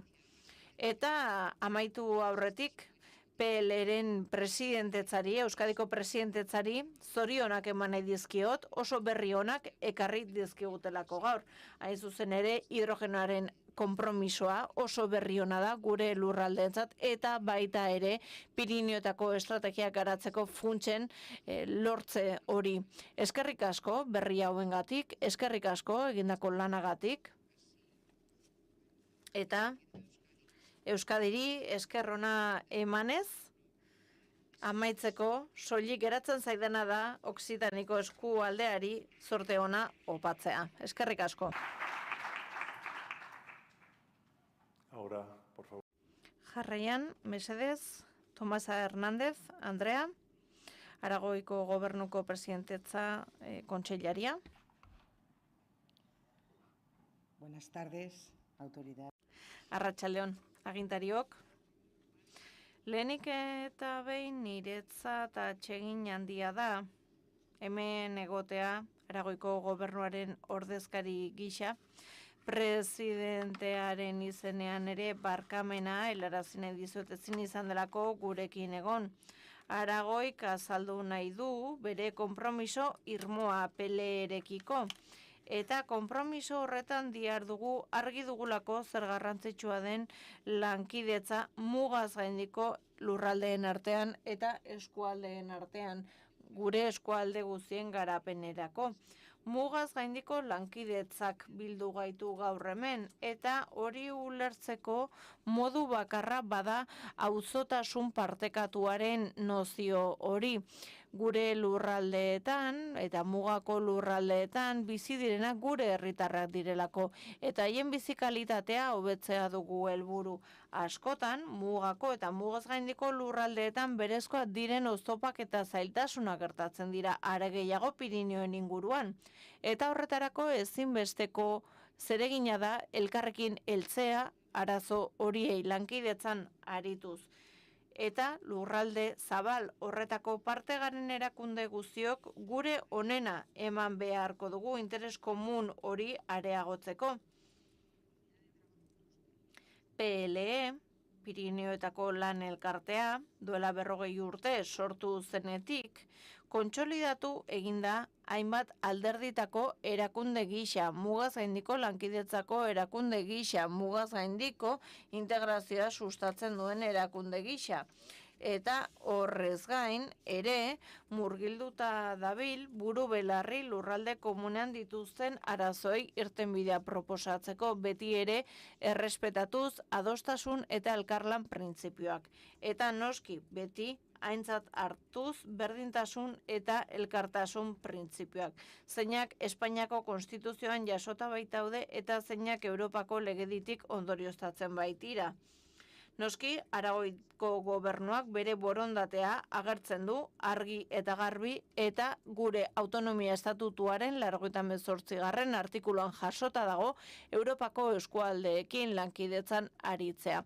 Mugako lurralde diren horiekin interes ekonomikoa, sozialak, ingurumenekoak eta kulturala partekatzen dituztenean.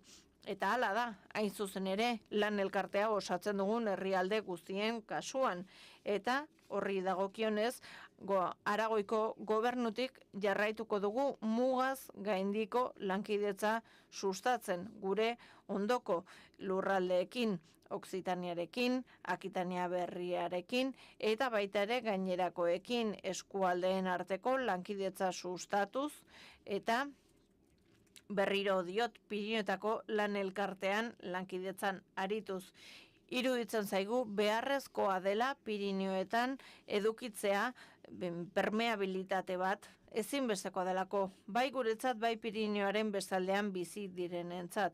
Iruditzen zaigu aldarrikapen hau ez dela soilik gurea, ez dela soilik Aragoirena, eta zentzu horretan PL osoak lan egin beharko luke helburu hori lortzeko, eta horregatik eskatzen diogu Europako batzordeari eta Espainiako eta Frantziako estatuei lan egin dezaten mugako trenbide garapen horiek guztiak egiteko, ekialdeko eta mendebaldeko fatxada horretan eta baita ere Pirinioetako mazizo horretan azpiegitura gabezia horiek gainditzeko.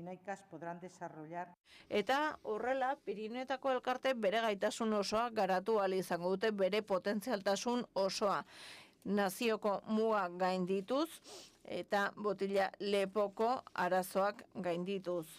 Baita ere, isuriak eta isuri kutsatzaileak murriztuz.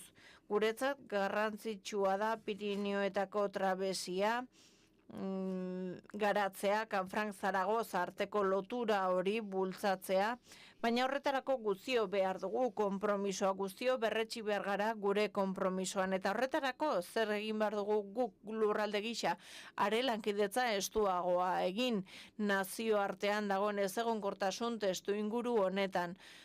Pirinioetako lurraldeen arteko lankidetza, PLN honetan egiten den lankidetza, gero eta garrantzitsuagoa da horrelako momentuetan.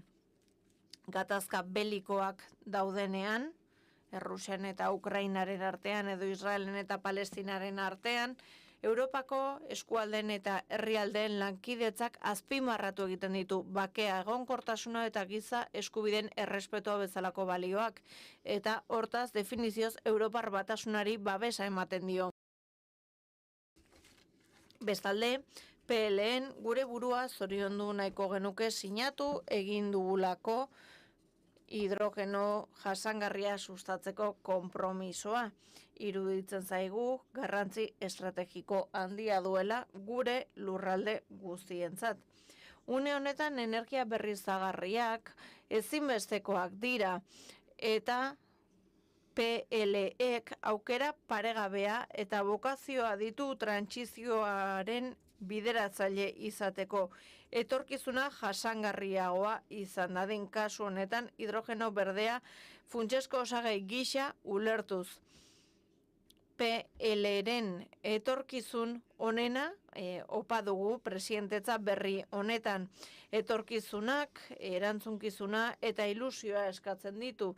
Eta baita ere egonkortzea Espainia, Frantzia eta Andorraren arteko lankidetza sustatzen jarraitzeko 2021-2027 lortutako funts horren bidez, zeinaren bitartez PLek aukera izango baitu aldi berri bati ekiteko giza garapen ekonomiko eta garapen politikoan sakontzeko Espainian, Frantzian eta Andorran.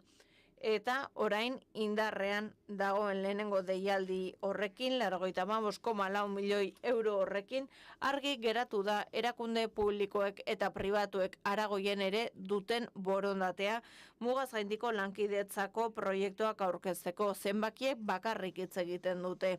Lehenengo deialdia, oraindik ez da ebatzi, baina 113 proiektu horietatik 56 badute Aragoiko bazkide bat. Hau da, proiektuen 40% Aragoiko erakunde bat du bazkide gisa. PLek beti izango du Aragoien aliatu leial bat.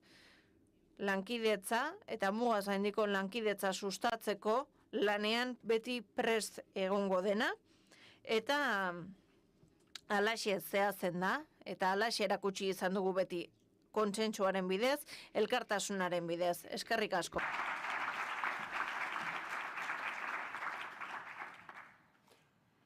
Ensuite, honneur de recevoir au pupitre, monsieur. Jarraian, gurekin dugu, Akitania Berriko presidentea Alain Rousset. Rebonjour à toutes et à tous. Arratsaldeon eta eskerrik asko guztiei. Lehenik eta behin gustatuko litzaidake zuen baimenarekin agurtzea eta eskertzea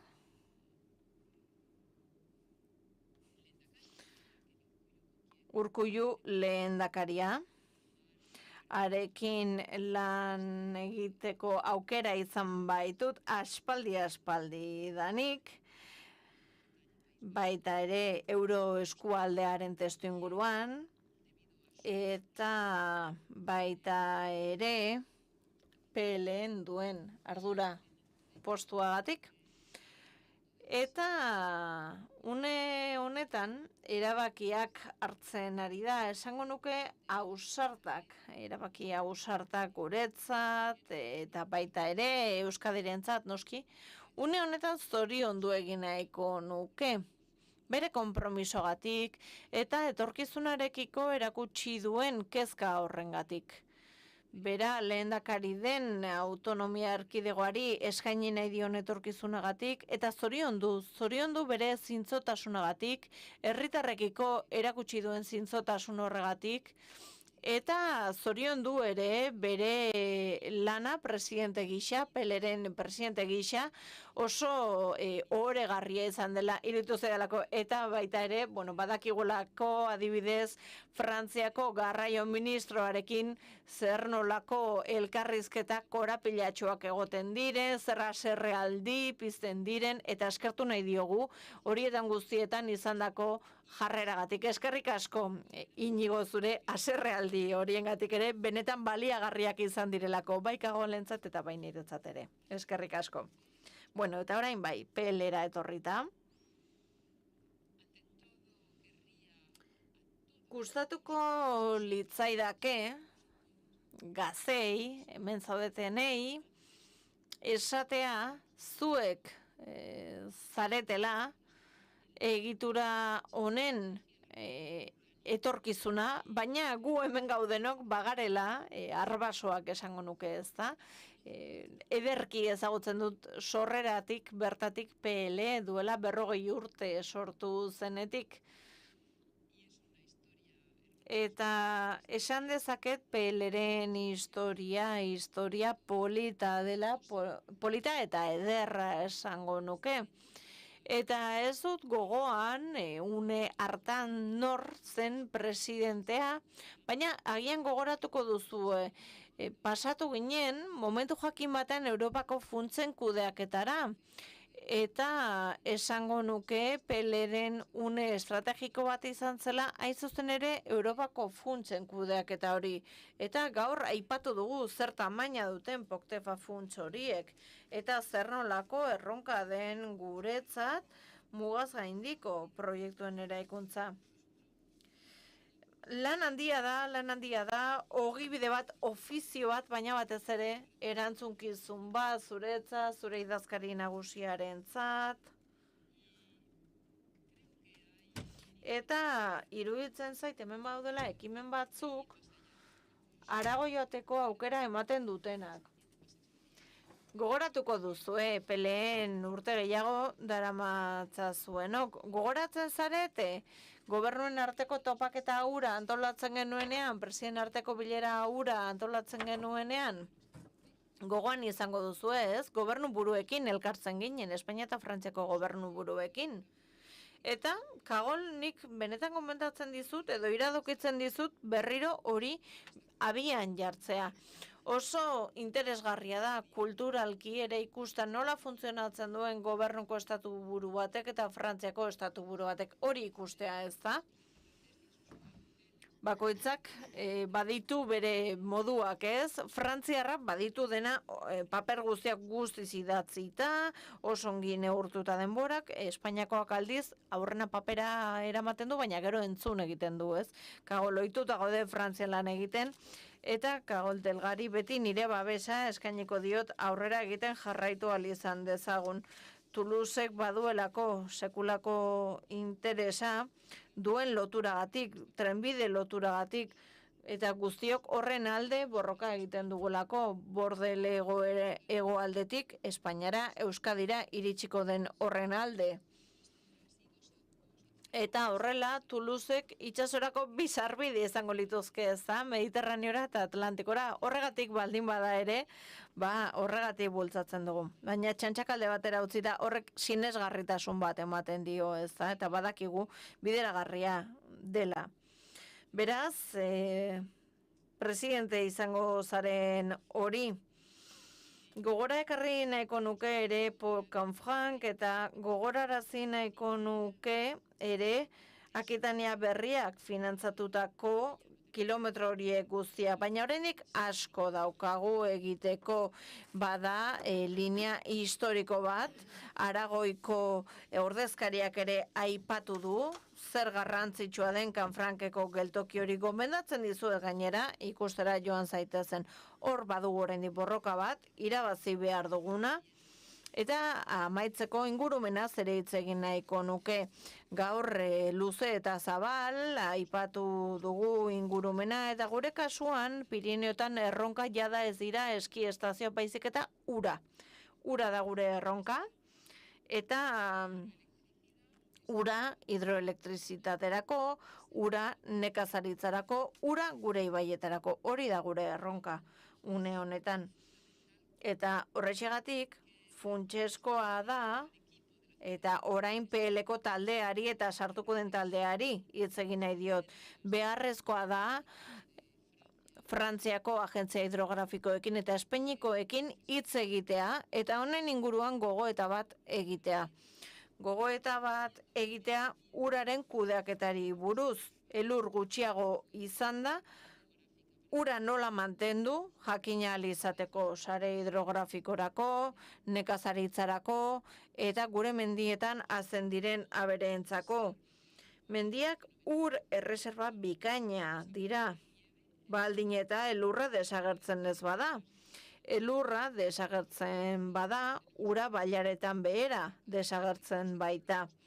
Eta hor, iruditzen zait, lan aldia egin beharko dugula, aztertu, agian, ezagunen babesaren bidez, nola lor dezakegun ura ere babestea. Horregatik, hemen eskatzen dut, Mathieu Berger jaunari eta nire taldeko kideei ere eskatzen diet, gogo eta egin dezagun, politika koherente bat lor dezagun uraren inguruan. Eta azkeneko puntua. Azkeneko puntua hizkuntzena. Hori da jada Kataluniatik aipatu duten zerbait, eta berak harrotasun handiz adierazi du eta konpromiso handiz, zer garrantzitsua. Zer garrantzitsua guk kagolekin, Oksitanieraren alde ere lan egingo dugu, eta Inigorekin batera, euskararen alde ere, uste dut agertu dugula gure jarrera hizkuntzen alde gaude, eta PLek beti izan du jarrera berbera, berretsi egiten du bere jarrera. Gustatuko litzaidake hala ere bigarren mezu bat helaraztea gaur, beste mezu bat. Eta bada, hauxe, besteen hizkuntza ulertzeko gai izan behar gara.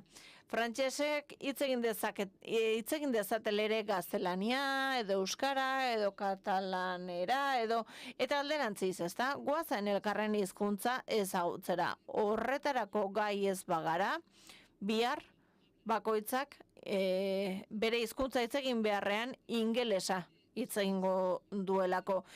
Ingeles globisa erabiliko dugu. Galdu egin dugu beste hizkuntza horiek ulertzeko gaitasuna, mugaz gaindiko hizkuntzak ulertzeko gaitasuna galdu dugu. Eusko Jaurlaritzarekin eta lehendakariarekin eta bera batez ere Liceo Frantsesa berriz irekitzea lortu dugu. Instituto bat sortzen ari gara, transnazionala izango dena, eta bertan Matien nun dago ura? Endaian dago hori, bai. Bueno, horretan ere ari gara. Eta bi hizkuntzak erabiltzen dira, frantsesa eta gaztelania. Eta gure lurraldeetan garrantzitsuenak dira besteak. Hori azpimarratu nahiko nuke. Hormak eraiki beharrean suntsitu egin behar ditugu, eraitsi egin behar ditugu. Ikas dezagun, beraz, behingoz besteen hizkuntza ere lor dezagun gure eskualdeetan bestearen hizkuntza ere hitz egitea.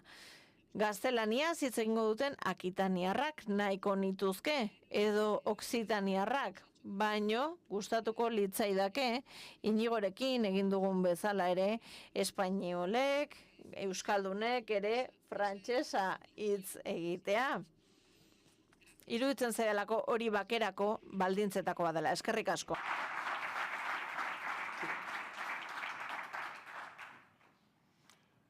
Et après les mots du président, s'il vous plaît, la ministre. Eta hitzaldi honen ondoren, presidente jaunaren hitzaldiaren ondoren, orain dugu Andorrako gobernuko kanpo harremanetarako ministro Andrea. Aussi excellent que le président Rousset. Tira, zaila da, Rousset presidentearen ondoren bere mailan hitz egitea, baina tira baditut bi gauza aipatzeko eta gobernu buruei gonbidapena egiten baldin bazaie, Andorrako gobernuak poz handiz parte hartuko du Pirineoetako lan taldearen ekitaldi batean. Eta nik bat egiten dut nire herriaren ordezkari gisa, izan ere gure herriak katalana du hizkuntza ofizial gisa, eta ikuspegi eleanitza dugu guk, eta beraz nik bat egiten dut, ezin dut bestela egin, bat egiten dut esan denarekin, eta gure eskualdeetako alienaiztasunaren alde egiten dut nik ere, eta bat egiten dut nik ere oraintxe esan denarekin, komenigarri izango litzateke besteen hizkuntza ikastea.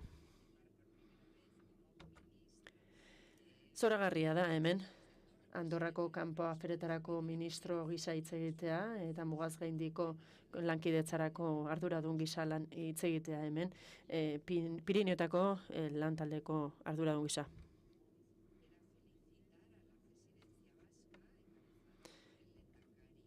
Zorionak Urkullu lehendakariaren presidentetzari, antolakuntza bikain honengatik eta leku paregabe honetan hartu gaituztelako Urdaibaiko biosferaren erreserbaren erdi-erdian hemen Busturian. Asko dugu partekatzeko, izan ere Andorra hautagaitza bat prestatzen ari da.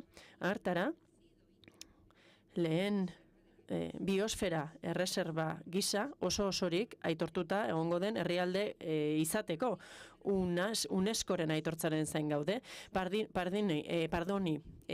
Parrokiak lortu du dagoeneko, baina gu hemen gaude gure balio sozioekonomikoa bultzatzeko eta gure kultur balioak ere sustatzeko, beti erdigunean jarrita garapen iraunkorreko helburuak noski.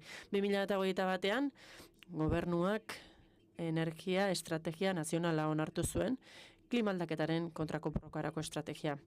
Eta helburua da karbono neutraltasuna lortzea 2050erako.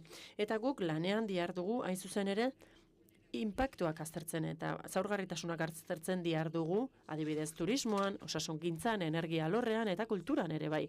Guk ikerketa horiek egiten dihardugu eta hurrengo hilabeteotan ere egingo ditugu ikerkuntzak. Hain zuzen ere ezagutzeko gure herriak duen zama turistikoaren gaitasuna. Eta zer nolako neurriak hartu behar ditugun turismo sektorearen kalitatea bermatzeko. Ikerketa horiek oso garrantzitsuak izango dira estrategia iraunkortasun bat izateko, ongizatea zaintzeko gure herritarrentzat eta gure ingurumenarentzat ere bai. Ahalegin horiek hasi dira emaitzak kartzen maila nazionalean, baita nazioartean ere. Andorrak larreak ditu mendian eta haiengatik FAO erakundearen aitortza jaso dugu.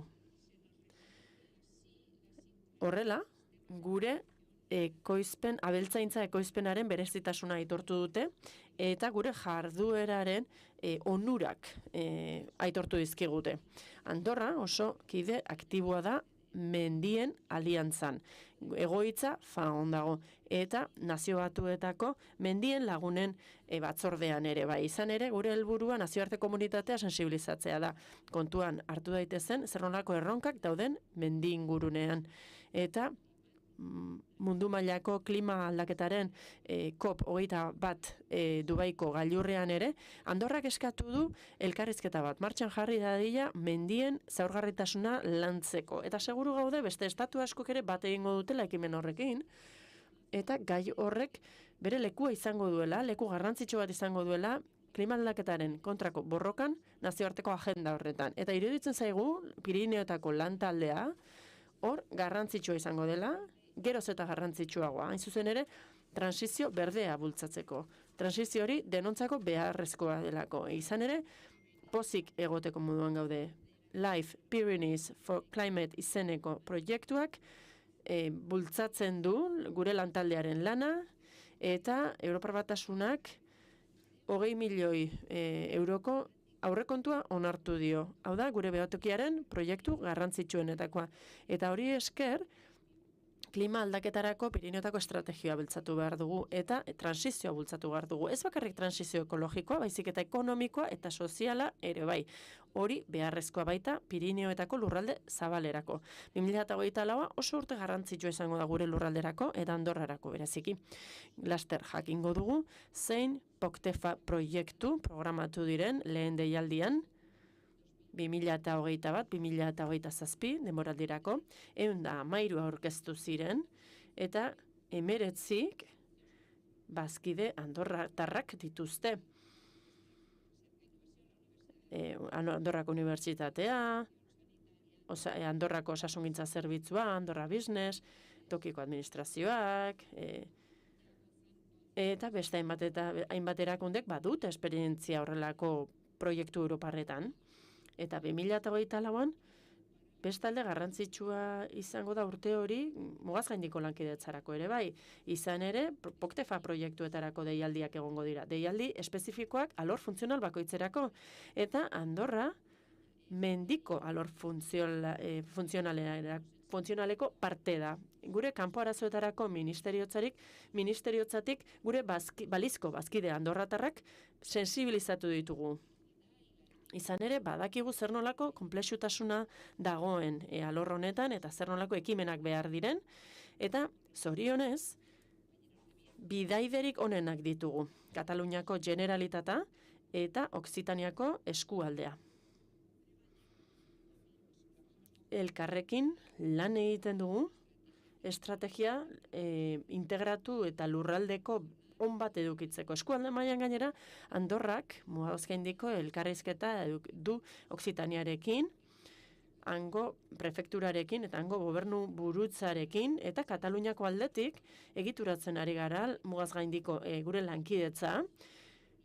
Urtero bilera bat egiten dugu, Generalitateko buruarekin eta gure gobernuko buruarekin, hainbat gai tematiko lantzen ditugu eta gure konpromisoan jarraipena egiten dugu eta gure gobernuek badituzte proiektu partekatuak, hornidura elektrikoa eta beste hainbat kontu hobetzeko.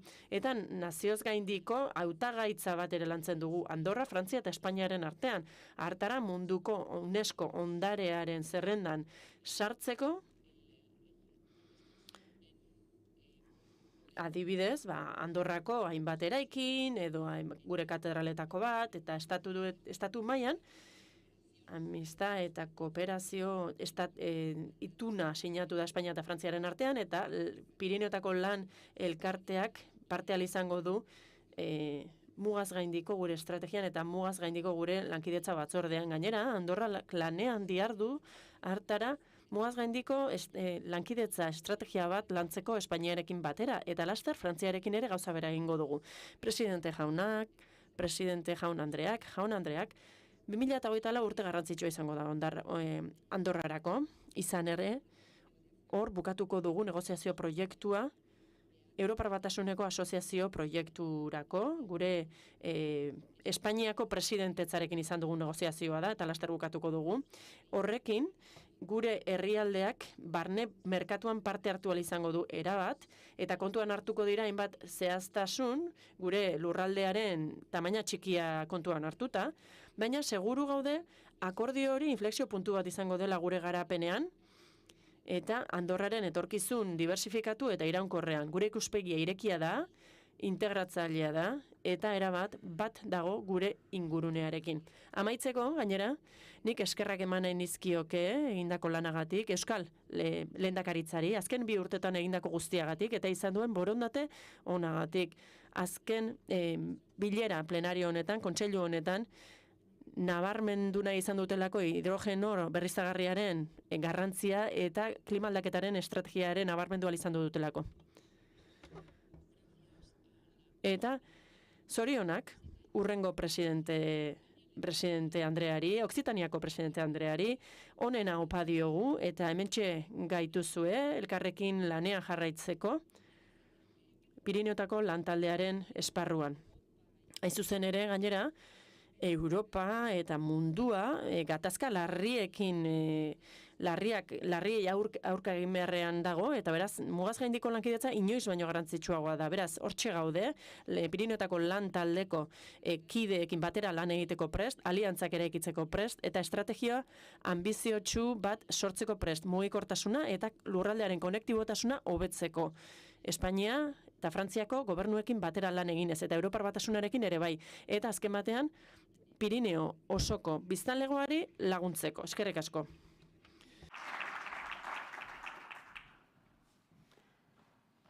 Gracias, ministra. Con el gusto de escuchar.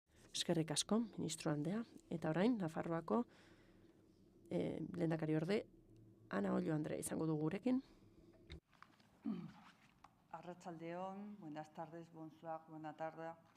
Lehenik eta behin, eskerrak eman nahi dizkiet osoko bilkura honetan parte hartu duten guztiei, mugek bereizten baino gehiago batzen duten gune komun hau sortzen parte hartzeagatik eta implikatzeagatik. Eta ez dira asmoak eta hitzak soilik, baizik eta gure auzokindengana, enpresengana eta era askotako erakundengana iristen diren gertaerak eta emaitzak ere. Eta alde horretatik, nik ordezkatzen dudan Nafarroko gobernuaren izenean, Urkullu lehendakaria eta lehendakariaren taldeak 2 urte hauetan egindako lana aitortu nahi dut. Esker mile, lan erreza egin diguzue. Eta aldi berean lehendakaritza eskualdatzerekin Karole Delgari, Okzitaniako presidenteari, Sorterik onena opa diot orain hasi berri dugun aro honetan.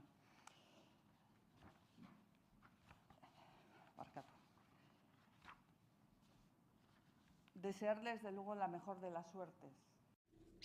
Suerterik onena, Okzitaniako presidente Andreari, lehen esaten nuen bezala, eta eskerrik asko Euskadik egin duen lanagatik, Inigo Urkullu lehendakariari eskerrak. Egia esan oso erraz jarri digute Pirinotako lantaldean egotea. Nafarroa, dakizuen bezala, hartuko du lekukoa, hemendik 2 urtera, baina iruditzen zait guk izugarrizko inplikazioak utzi dugula, Europarekin eta organo honetan ere inplikazioak utzi dugu, eta ez dago inolako zalantzarik gure konpromisoa 2015 urtetik ona asko bultzatu dugu.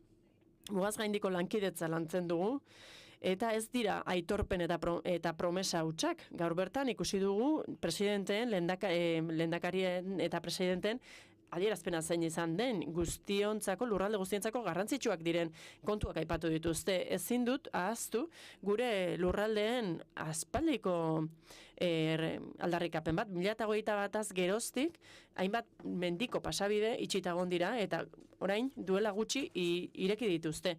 Gure herritarrentzat etzen ulergarria mendiko pasabide horiek itxita egotea. Eta Pirinotako lantaldearen espazio honetan askotan egin dugu eskaera hori, aldarrikapen hori, iruditzen zait, orain pozik egateko moduan gaudela azkenean pasabide horiek ireki dituztelako. Eta gainera, beste gauza garrantzitsua bukatzen ari gara, Interreg Poktefaren lehen deialdia, 85,4 milioi, erakundeak, enpresak, tokiko erakundeak, erakunde sozialak, laster jakingo dute finantzaketa lortu duten ala ez, beren proiektuetarako. Finantzaketa lortzeko lankidetza behar da eskualdeen artean, horixe da kontua.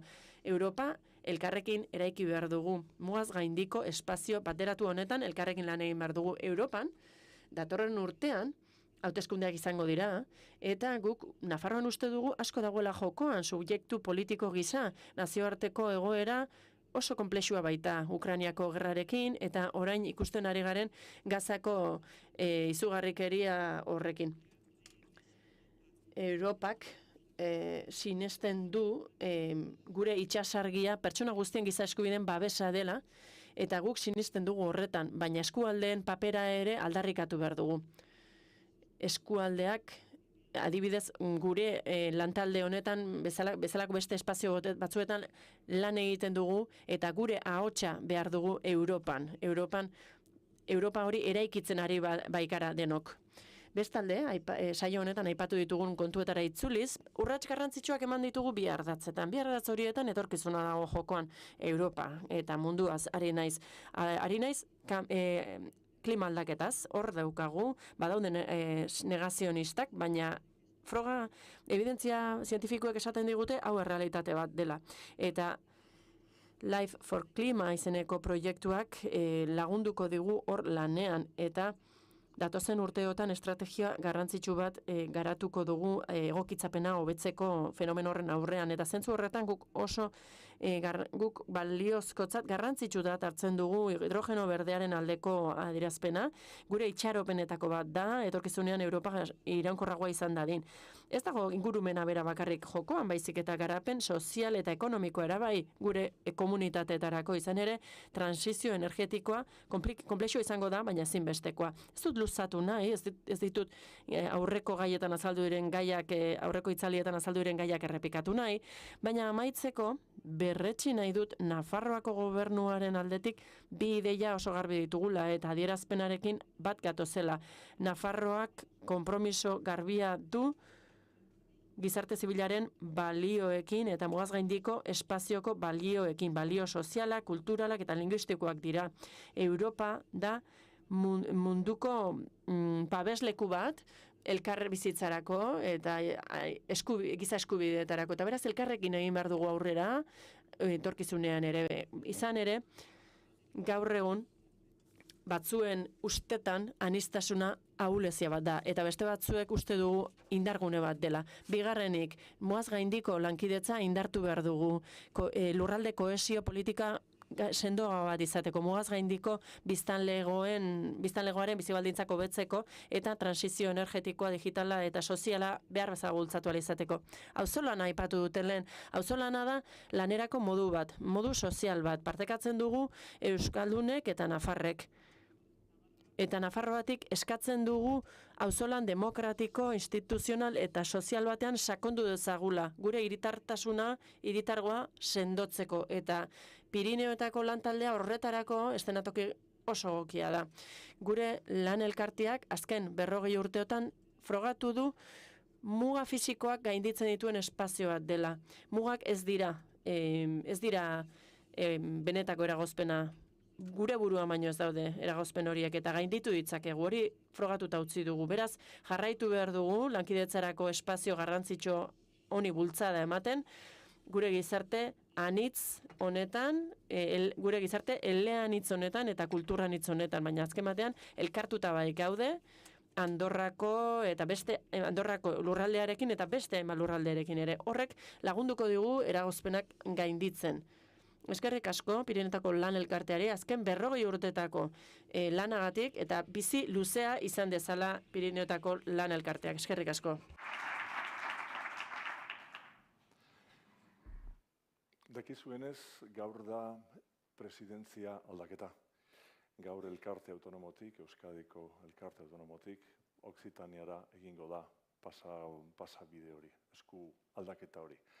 Lehendakariak orain egingo du bere hitzaldi nagusiena eta delga presidentak aktuaren azkeneko zatian egingo du berea. Beraz orain lehendakariak itxi egingo du ekitaldi osoa, baina orain bertan bere adierazpenak izango dira.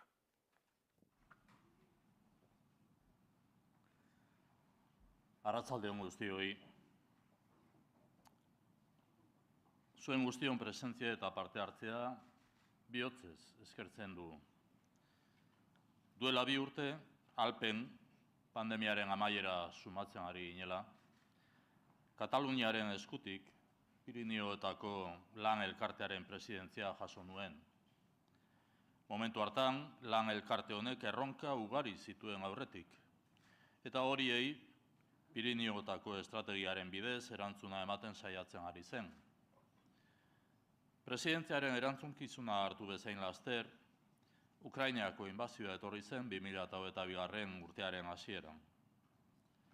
Hori gutxi balitz, aurten konflikto zakar batek indar berezi hartu du. Hamas eta Israelgo gobernuaren arteko gerra hain zuzen ere.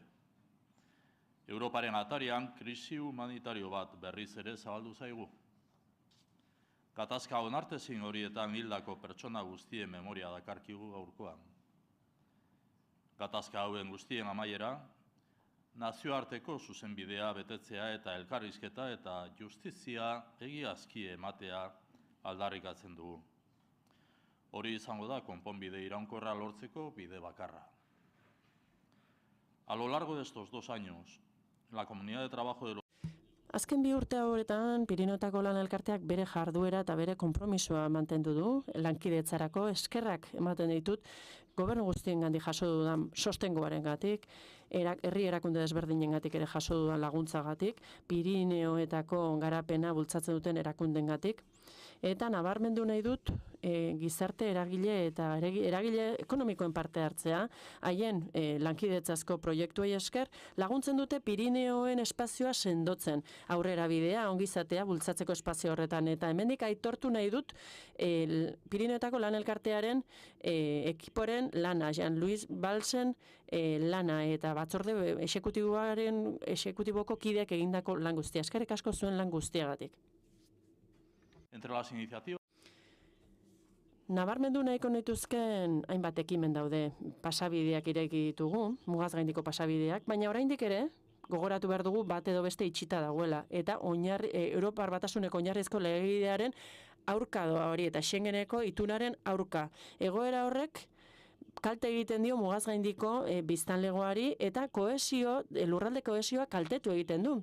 Eta osoko kontseilu plenario honetan ospatu dugu Pirineoetako lan elkartearen sorreraren 40. urteurrena eta Europako merkatu bakarraren 30. urteurrena. Pertsonen zirkulazio libre oraindik ere ez da errealitate bat. Bereziki Pirineoetan eta ondasunak eta kapitalak eta neurri batean zerbitzuak ere oso zirkulazio garatua dute gaur egun. Guk ideia bat partekatzen dugu. Ez dago merkatu bakarra, kohesiorik ez badago. Eta nik zentzu horretan Espainiako Erreinuaren eta Frantziako Errepublikaren artean 2023ko urtarrilaren 19an Bartzelona sinatu zen itun hori implementatuko dela espero dut. Itun horrek aipatzen du mugaz gaindiko lankidetza espresuki eta honek bere zentzurik osoena izan behar du. Pirineoetako lan elkartearen bitartez egin behar da hori. Mugaz gaindiko lankidetza estrategiaren bidez. Eta nik horixe aldarrikatu nuen, hala eskatu nion Espainiako gobernuko buruari eta Frantziako Errepublikako gobernu buruari. Eta gainera, guk lehentasuna ematen diogu energia eta garraioaren buruzko tituluari. Eta nik berriz ere eskaintzen diet Frantziako eta Espainiako gobernuei gure laguntza eskaintzen diet. Trenbide eta energiarako interkonexioak hobetu behar baititugu. Duela 2 urte, nik Pirineoetako lan elkartearen presidentetza hau hartu nuenean nire gain 3 lehentasuna aipatu nituen Pirineoetako estrategia, hor bere erdigunean zegoen eta bigarrenik gure pandemiarako gure egituren egokitzapena eta ekimen berriak bultzatzea Europaren etorkizunaren gogoeta betean.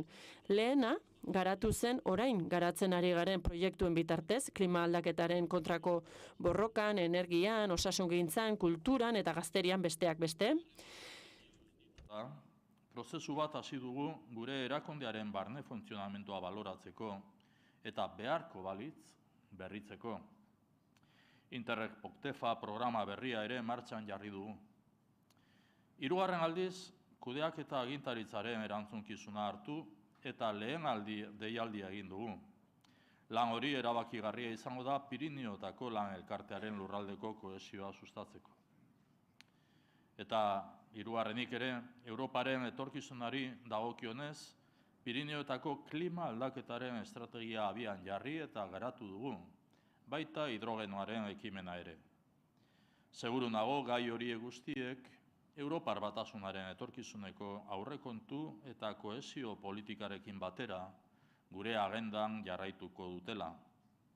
Bide honetan gaur urrats berri bat ematen dugu. Gaurtik aurrera, Karol Delga, Occitaniako presidente Andreak hartuko du gure lan elkartearen goi ardura. Ondo dakizun bezala, beti izango duzu gure babesa eta laguntza osoa. Zorte on, ibilbide berrian eta eskerrik asko denoi.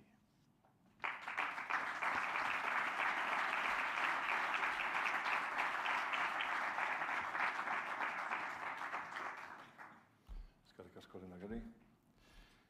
Andre eta jaunak amaieran gaude. ZTP-aren sorkuntzaren 40. urte horrenan amaieran, Euskadiri dagokio elkartearen 2 urteko presidentziari agur esatea, eta beste lurraldeak bezala, kide aktibo eta eraginkorra izaten jarraitzea. Eskatuko dut, je vais demander, Madame Delga, si vous pouvez vous mettre à gauche de cette statue, lehendakaria hemen, mesedez.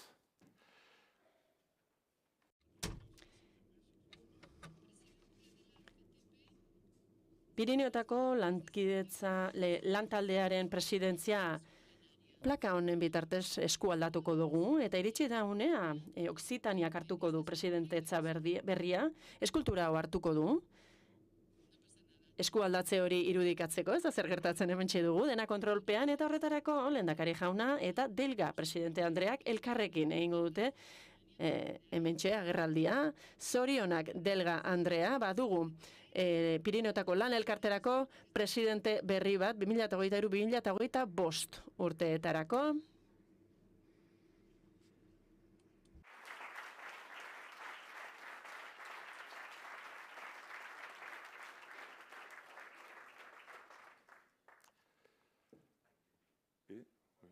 une fois posée sans accident. Hori da, utzi dezagun hortxe. Eta, presidente Andrea, orain zure txanda izango da. Aurrera, zure hitzaldiarekin, eskerrik asko. Monsieur le Lehendakari, cher... Lehendakari jauna. Inigo, maitea. Andorrako printzerriko kanpo aferetarako arduraduna, Akitania lurraldeko Alan jauna, Aragoiko gobernuko ordezkari jauna, Nafarrako lehendakari ordea, presidente ordea, eta Kataluniako kanpo ekintzarako sailburua. Arratsalde on denoi, beti da garrantzitsua presidentetza bat jasotzea, eta bereziki horrelako sare bateko presidentetza baldin bada.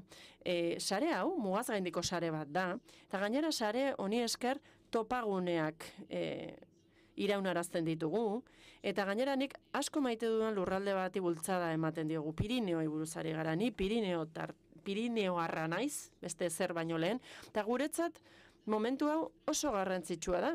Eta erakutsi nahi dugu Pirineoak ez direla oztopo bat, baizik eta berrikuntzarako lurralde bat direla. Eta lurralde horri esker, hau da, Pirineo hori esker mailarik gorenean jarri gaitezkela, izan ere Pirineoak beti izan dira babesleku, eta beti izan dira anaitasunerako lekua. Beti izan dira bakean sinisten jarraitzeko lekua, errepublikan eta noski demokrazian sinisten jarraitzeko leku eta topagune garrantzitsua. Guk badugu historia partekatu bat, Pirineoarrak gara, ez bakarrik Pirineoetako itunagatik, itun hori sinatu zen 1659an hemen Faisan uhartean, hemen txeu bidasoan, hortxe agerikoa zen bi herrialden arteko muga, baizik eta Pirineoak ez hori bakarrik, Pirineoak ematen digute energia hidroelektrikoa, eta urak oso eginkizun garrantzitsua betetzen du eta beteko du datortzen urteotan eta mendeetan.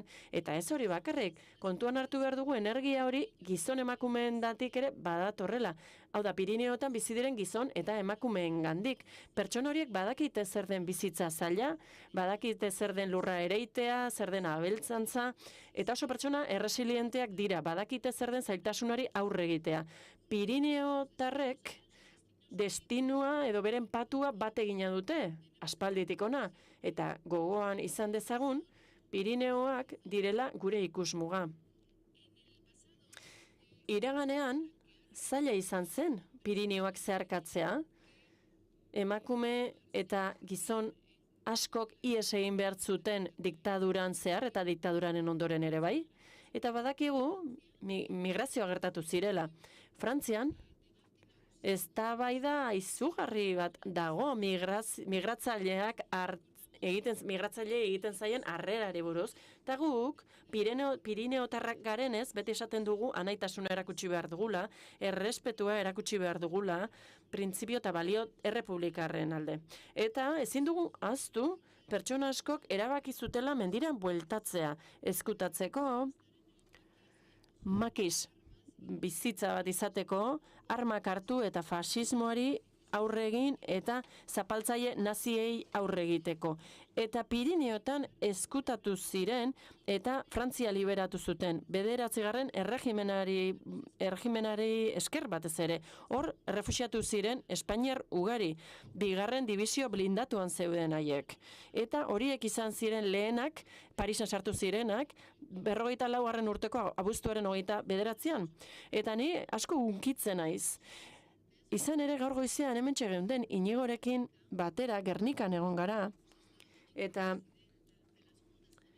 Bizkaiko Batzar Nagusietako presidente Andrearekin egon gara, Gernikako alkate jaunarekin ere bai, eta hor omenaldi bat egin dugu, loreak jarri dizkiegu han naziek eragindako sarraskien biktimei, eta promesa bat egin dugu, beti borrokatuko dugula, esan dugu, muturreko integrismoen aurka. Horixe agindu dugu, eta bakearen aurka etengabe nekaezin lan egingo dugula. Egia da momentu larria bizitzen ari garela gure planetan eta gatazka armatu larriak gertatzen ari direla. Gero eta gehiago eta gero eta maizago. Horregatik biktima diren herritar guztiak ekarri nahiko genituzke gogora. Ukrainakoak, direla Palestinako biktimak, direla beste edozein lekutako biktimak. Eta presidentetza honekin jarraitu nahi dugu aurretik hasitako lan horrekin eta eskuartean ditugun erronkei erantzun nahi diegu. Esan da, dagoeneko PL-rekin eta klima aldaketaren behatokiarekin hasia garela lanean eta horrekin jarraituko dugu, abanguardian egoten jarraituko dugu eta klima aldaketari amaiera emateko eta aurre egiteko eta resilientzia bat lortzeko beharrezko diren neurriak bultzatuko ditugu eta hartuko ditugu. Klimarena lehentasun bat da, eta horrekin lotuta burura datozkit biodibertsitatea, eta hemen Urdaibain egindako lan bikaina inspirazio iturri izan beharko genukeena bestelako erreserbetan ere. Hemen biosferaren erreserba honetan, Pirinioetan ere ditugun parke guztiak gogoan izan da, horietan guztietan ere biodibertsitatearen zaintzan lan egin behar dugu, haren kontserbazioan, etorkizuna gogoan izan da lan egin behar dugu. Noski gazteekin ere lan egin beharko dugu. Guk prestatuko dugun ibilbide horrian arreta berezia eskainiko diegu gaztei, beste lehentasunetako bat izango da osasuna. Osasuna, eta noski nola ez, ospitalaren inguruan dauden muga administratiboei helduko diegu. Basamortutzen medikoari ere aurre egin beharko diogu eta agian inspiraziotzat arditzakegu gure eskualdetako esperientziak. Nahi dugulako gure mendia bizirik egotea. Eta horretarako bermatu behar dugu noski hezkuntzarako eta prestakuntzarako sarbidea, baina baita ere osasunerako sarbidea. Eta lehentasunak lehentasun, arreta jarri nahiko genuke ere balioetan. Pirinioek berezko dituzten balio horietan, hizkuntzen eta kulturen alde lan egin nahi dugu gure eskualdeko hizkuntza eta kulturen alde. Eta baita ere Pirinioetako identitate honen alde. Horixe baita gure kulturaren, gure komunitatearen, gure hizkuntzaren oinarria. Eta komunitatea indartu nahi badugu, kontuan izan behar dugu gure komunitatea besoa zabalik dituela, gero eta zabalagoa dela, eta horretarako funtsean komunikazioa hobetu behar dugu. Baita ere, erakundeen parte hartzen maila handiagoa bultzatu beharko dugu, orain badugu nolabaiteko heldutasun maila eta kontseilu ekonomiko eta sozialekin parte hart dezakegu norbere eskualdetan, norbere estatuetan. Eta horrez gain, badago ere bestelako elkarteen eta erakundeen auzia. Eta hidrogeno berdea. Hidrogeno berdea sustatzen jarraitu behar dugu. Aurretik presidentetzan egon direnek eta zehazki Euskadiko eskualdeak benetan bultzatu dute hidrogeno berdearen aldeko sustapena. Eta jarraitu behar dugu lanean. Produkziorako, kontsumorako, mugikortasun berdeak sustatzeko dela autobusak bultzatuz, trenak bultzatuz, hidrogenoarekin ibiliko direnak lehenengoa Pirinioetan izango da, hain zuzen ere, nire sorterria den eremuan izango dugu hidrogenoz dabilen lehenengo trena, eta nola ez, hegazkin berdeak ere gogoan izan behar ditugu. Berrikuntza hor dagoelako, eta berrikuntzak ahalbidetzen digulako ekonomia, ekologia eta mugikortasuna uztartzen. Eta azkenik mugikortasuna. Mugikortasuna funtsezkoa da eta bultzatu behar dugu elkartzea, bultzatu behar dugu trukeak egotea eta Ruse jaunak aipatu du dagoeneko.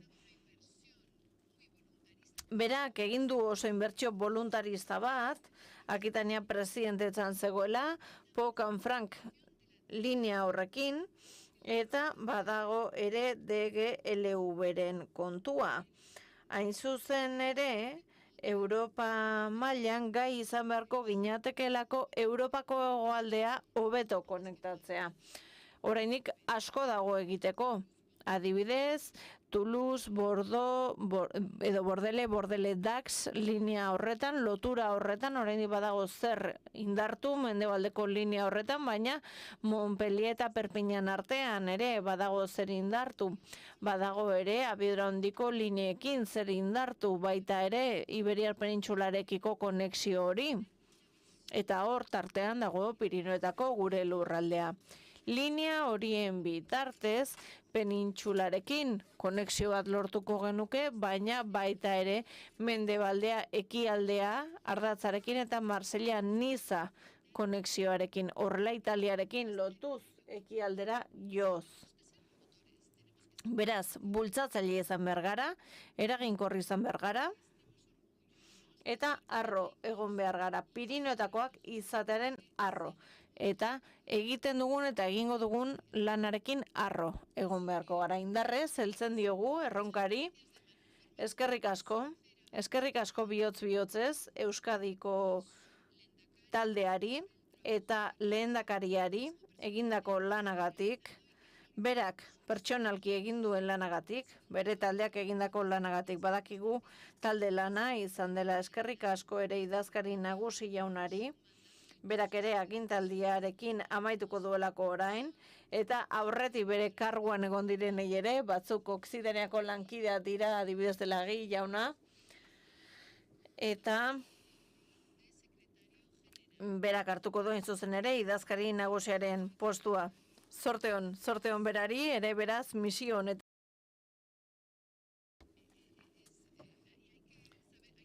Badakigulako, ez dela nola nahikoa, eta honek uste dut erakusten duela gainera bere jatorri bretoia, abizenari erreparatzen badiozu, eta bere izango da idazkari nagusia agintaldi honetan.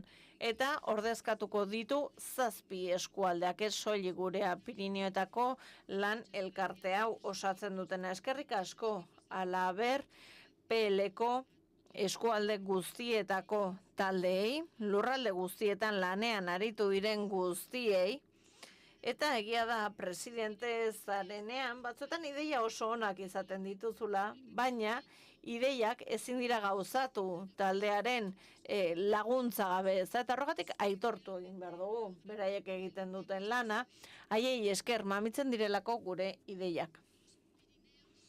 Pirinioak badaude gure bihotzaren erdigunean, baina Europa ere proiektu komun bat delako. Eta beti nahi dugu Europa gehiago, Europa hobe bat. Beti nahi dugu hori eta badakigu ekainean datorren urtean Europako hauteskundeak izango direla, eta guk hala ere jarraituko dugu grinez, Europaren alde lan eginez, aniztasunean bat eginez, eta Saint-Superriren aipu batekin amaitu nahiko nuke. Anai, nirekin bat ez bazatoz, ez nauzu zaurituko aberastuko baizik. Beraz, Pirinioetakoak garenok, badakigu desberdina denak aberastu egiten gaituela, beti. Eta gure ideal humanista aberasten duela. Beraz, bihotz-bihotzez, guztioi eskerrik asko, mila esker, gracias, mercés, eta adixatz.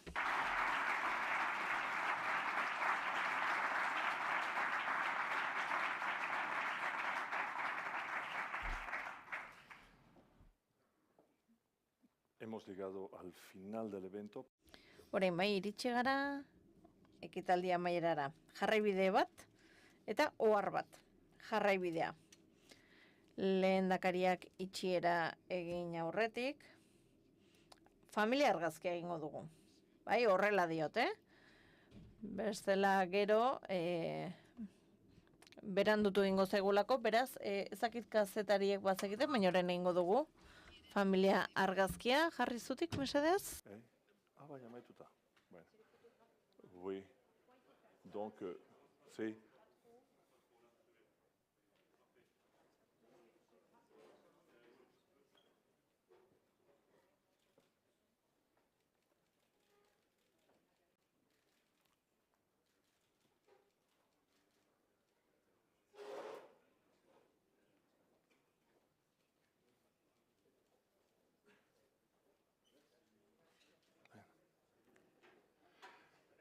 Jaun Andreak, eskerrik asko, arratsaldeko 6 dirala, puntuan, ordua ederto, mila esker, azkeneko gauza, gonbidatzen zaituztegula, goiko pisuan egongo dan koktelera, eskerrik asko atzean eta aurrean egon diren antolakuntza hontan persona guztiak, eta hala ere, etxera bazoazte, bidaion, itzulera hon etxera.